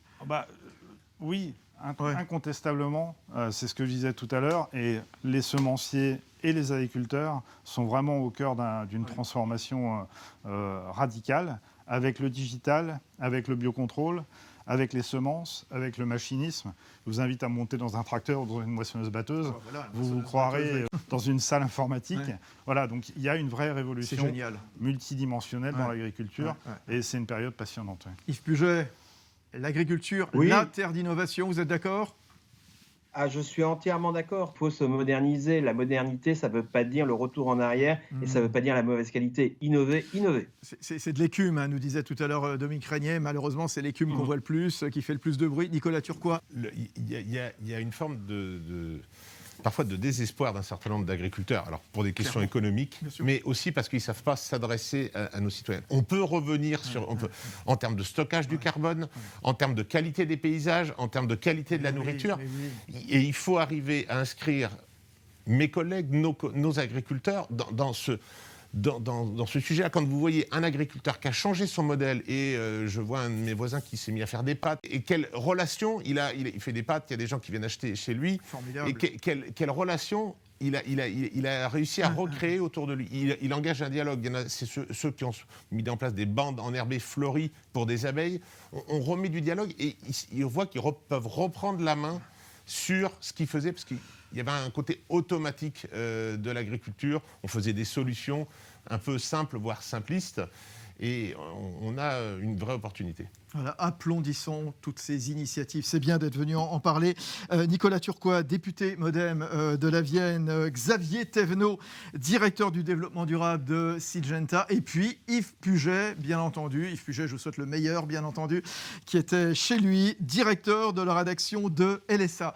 Claude Tabel, le président de l'UFS, est revenu donc ici à cette table. C'était génial tout ce qui s'est dit depuis 14 heures.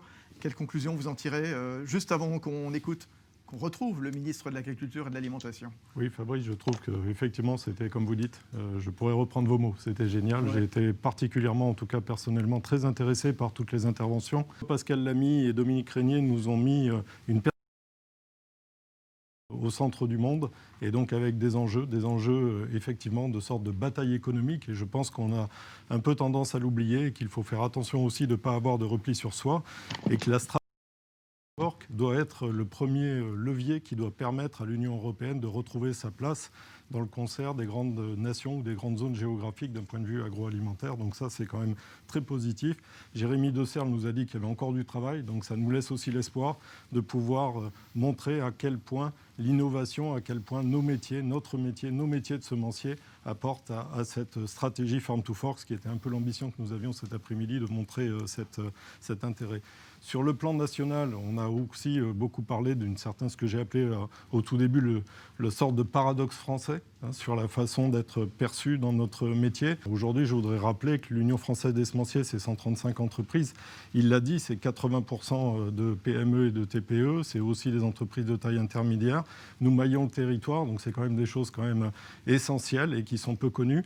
Et je voudrais quand même rappeler, et je crois que Xavier l'a très bien dit, notre métier, c'est pas uniquement, c'est pas les OGM, c'est pas que les NBT, loin de là. Notre métier, il est au plus près des agriculteurs, au plus près des conditions. 95% de nos travaux de recherche, ça se passe dans les champs, dans les conditions des agriculteurs, pour apporter des solutions. Nous sommes des apporteurs de solutions avec une très grande diversité de produits à amener aux agriculteurs pour répondre aux besoins de chaque exploitation. Donc ça, c'est particulièrement important.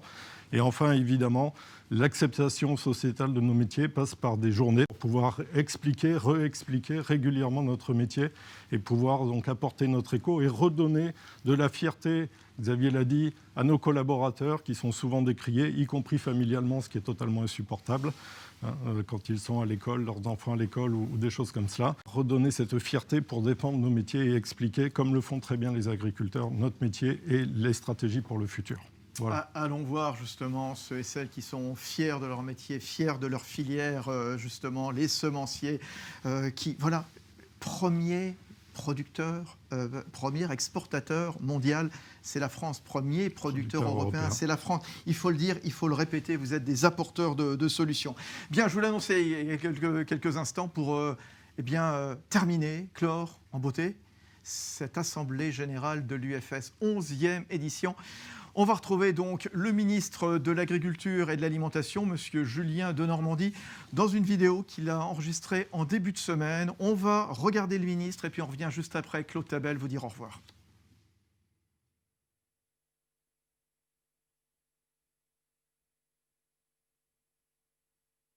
Monsieur le Président, Mesdames et Messieurs, je vous remercie pour votre invitation à clôturer votre Assemblée générale. Le contexte sanitaire nous empêche de nous réunir physiquement, mais je tenais à vous adresser ces quelques mots pour vous témoigner de tout mon soutien à cette filière d'excellence, cette filière semencière qui revêt une importance stratégique pour l'économie française et pour nos agricultures. Vous connaissez désormais mon combat incessant pour notre souveraineté alimentaire. Cette souveraineté alimentaire, elle passe par la réduction de nos dépendances. La dépendance aux marchés mondiaux, la dépendance face à la ressource en eau, la dépendance face aux intrants. Or, je suis convaincu que pour lutter contre ces dépendances, la sélection variétale a un rôle majeur à jouer. Elle permet d'identifier des variétés plus tolérantes aux différents stress, qu'il s'agisse de la sécheresse, de maladies ou de ravageurs. Un exemple, la jaunisse de la betterave. Je ne pouvais pas manquer d'évoquer ce sujet d'actualité. Les betteraviers français font face aujourd'hui à une crise inédite provoquée par ce fameux virus de la jaunisse qui impacte fortement les rendements. Cette crise de la jaunisse, elle fragilise l'ensemble du secteur sucrier et surtout, elle crée le risque d'un abandon massif de plantation de la betterave cette année. Et cet abandon, qu'est-ce qu'il aurait comme conséquence ? Il aurait comme conséquence de réduire significativement les entrées de betteraves dans les sucreries qui elles-mêmes, les mois suivants, les années suivantes, n'auraient d'autre choix que de fermer. Et donc, vous le voyez bien, nous ne sommes absolument pas dans un dispositif visant à opposer économie ou écologie. Nous sommes face à une question de souveraineté. Nous sommes tous favorables à la transition agroécologique pour la filière de la betterave sucrière française.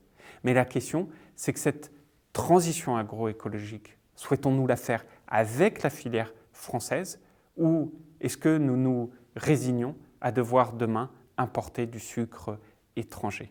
Là est la question et c'est pourquoi le gouvernement a porté un projet de loi adopté désormais par le Parlement pour permettre de déroger de manière temporaire et de manière très encadrée à l'interdiction d'employer des néonicotinoïdes sur cette culture précise et unique de la betterave sucrière.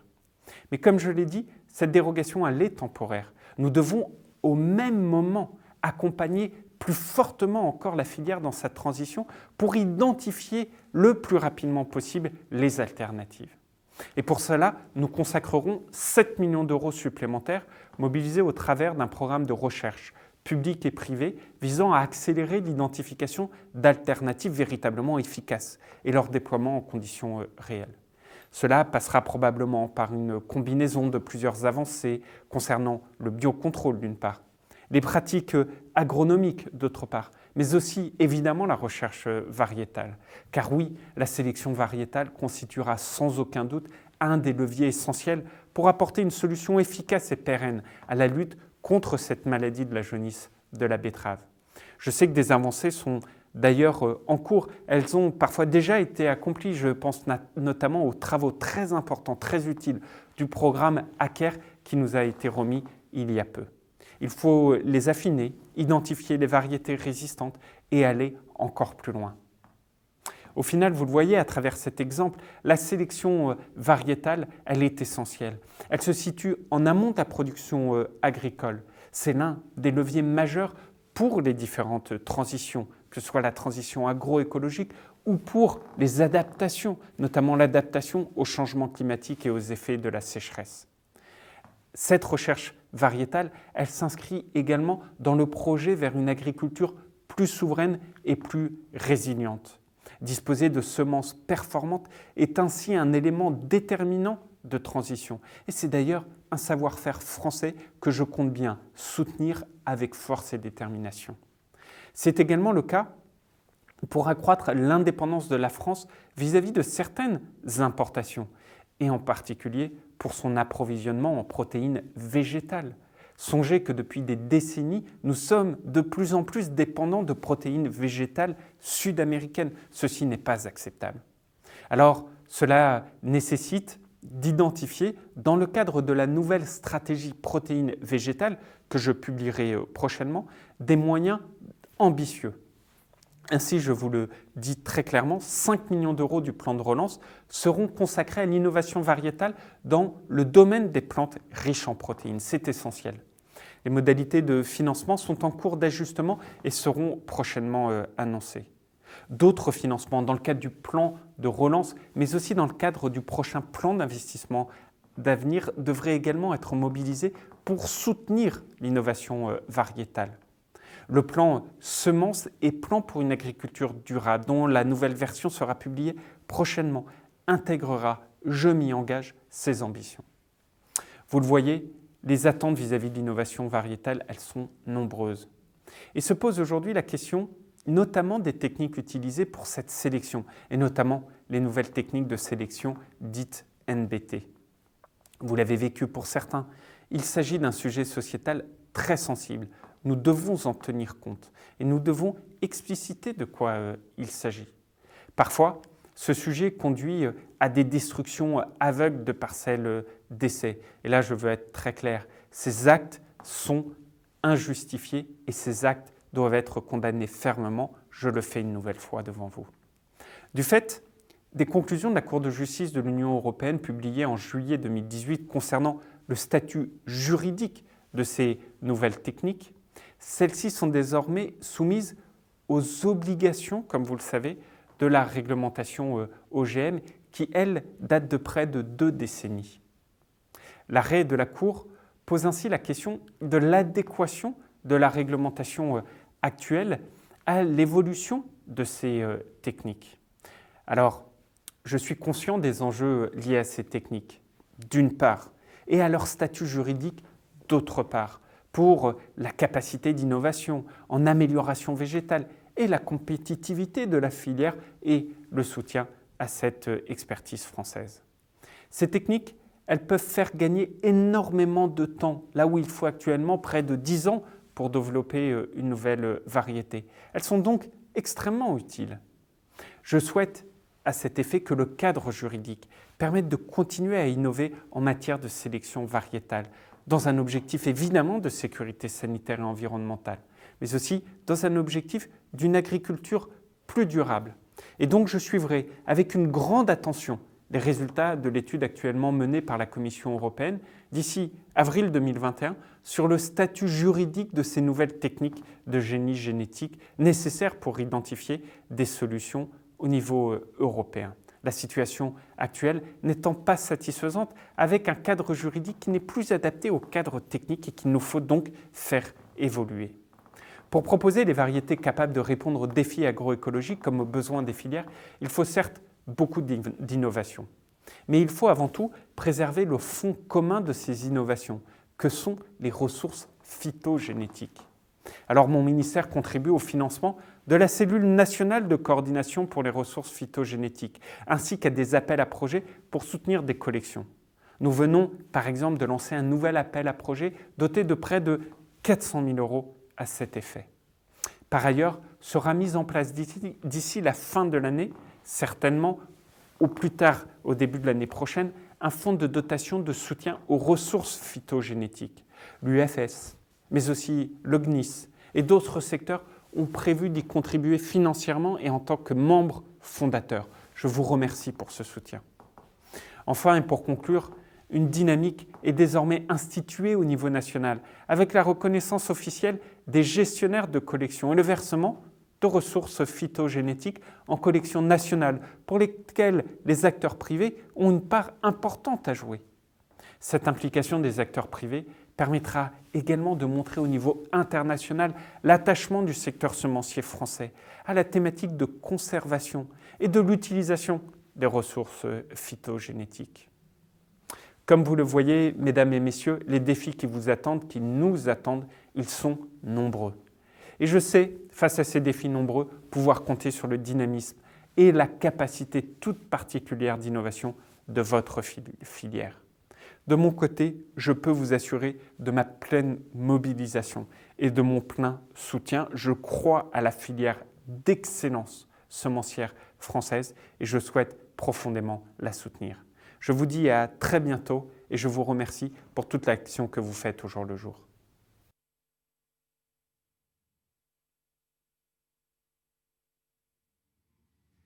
Voilà donc le ministre de l'Agriculture et de l'Alimentation, Julien Denormandie, pour clore donc cette 11e édition de l'Assemblée générale de l'UFS. Oui, il a eu raison, monsieur Denormandie, de souligner la filière d'excellence, le côté d'excellence donc de cette filière tellement innovante. Vous avez regardé le ministre de l'Agriculture et de l'Alimentation. Message extrêmement complet, message positif clairement. Oui, message très positif et vous l'avez tous remarqué, une très forte cohérence par rapport à ce que nous avons décliné toute l'après-midi. C'est quand même assez remarquable alors que nous ne lui avons donné que le programme et absolument pas les interventions. Et ce que j'ai particulièrement apprécié, ce sont ces derniers mots de soutien, d'engagement auprès de notre filière, en rappelant à la fois le caractère stratégique et, comme vous le dites, Fabrice, le côté excellent, l'excellence de notre filière, avec des annonces intéressantes tant sur le plan protéines que, on le savait déjà, sur les producteurs de betteraves. J'ai apprécié aussi la fermeté qu'il a eue en condamnant les actes de destruction dont avait parlé Xavier Thévenot juste avant. Je pense que ça viendra faire chaud au cœur de nos collaborateurs qui sont particulièrement touchés par ces actions. Et puis, il nous a donné quelques mots forts sur un engagement pour revoir la législation européenne en matière d'innovation dans notre domaine. Je pense que c'est quelque chose que nous appelons de nos vœux. On ne peut pas rester en arrière, je crois que ça avait été dit aussi par certains intervenants. Regardez toujours derrière nous, regardez toujours le passé, les techniques évoluent, le monde évolue, nous apportons des solutions et il nous faut un cadre clair.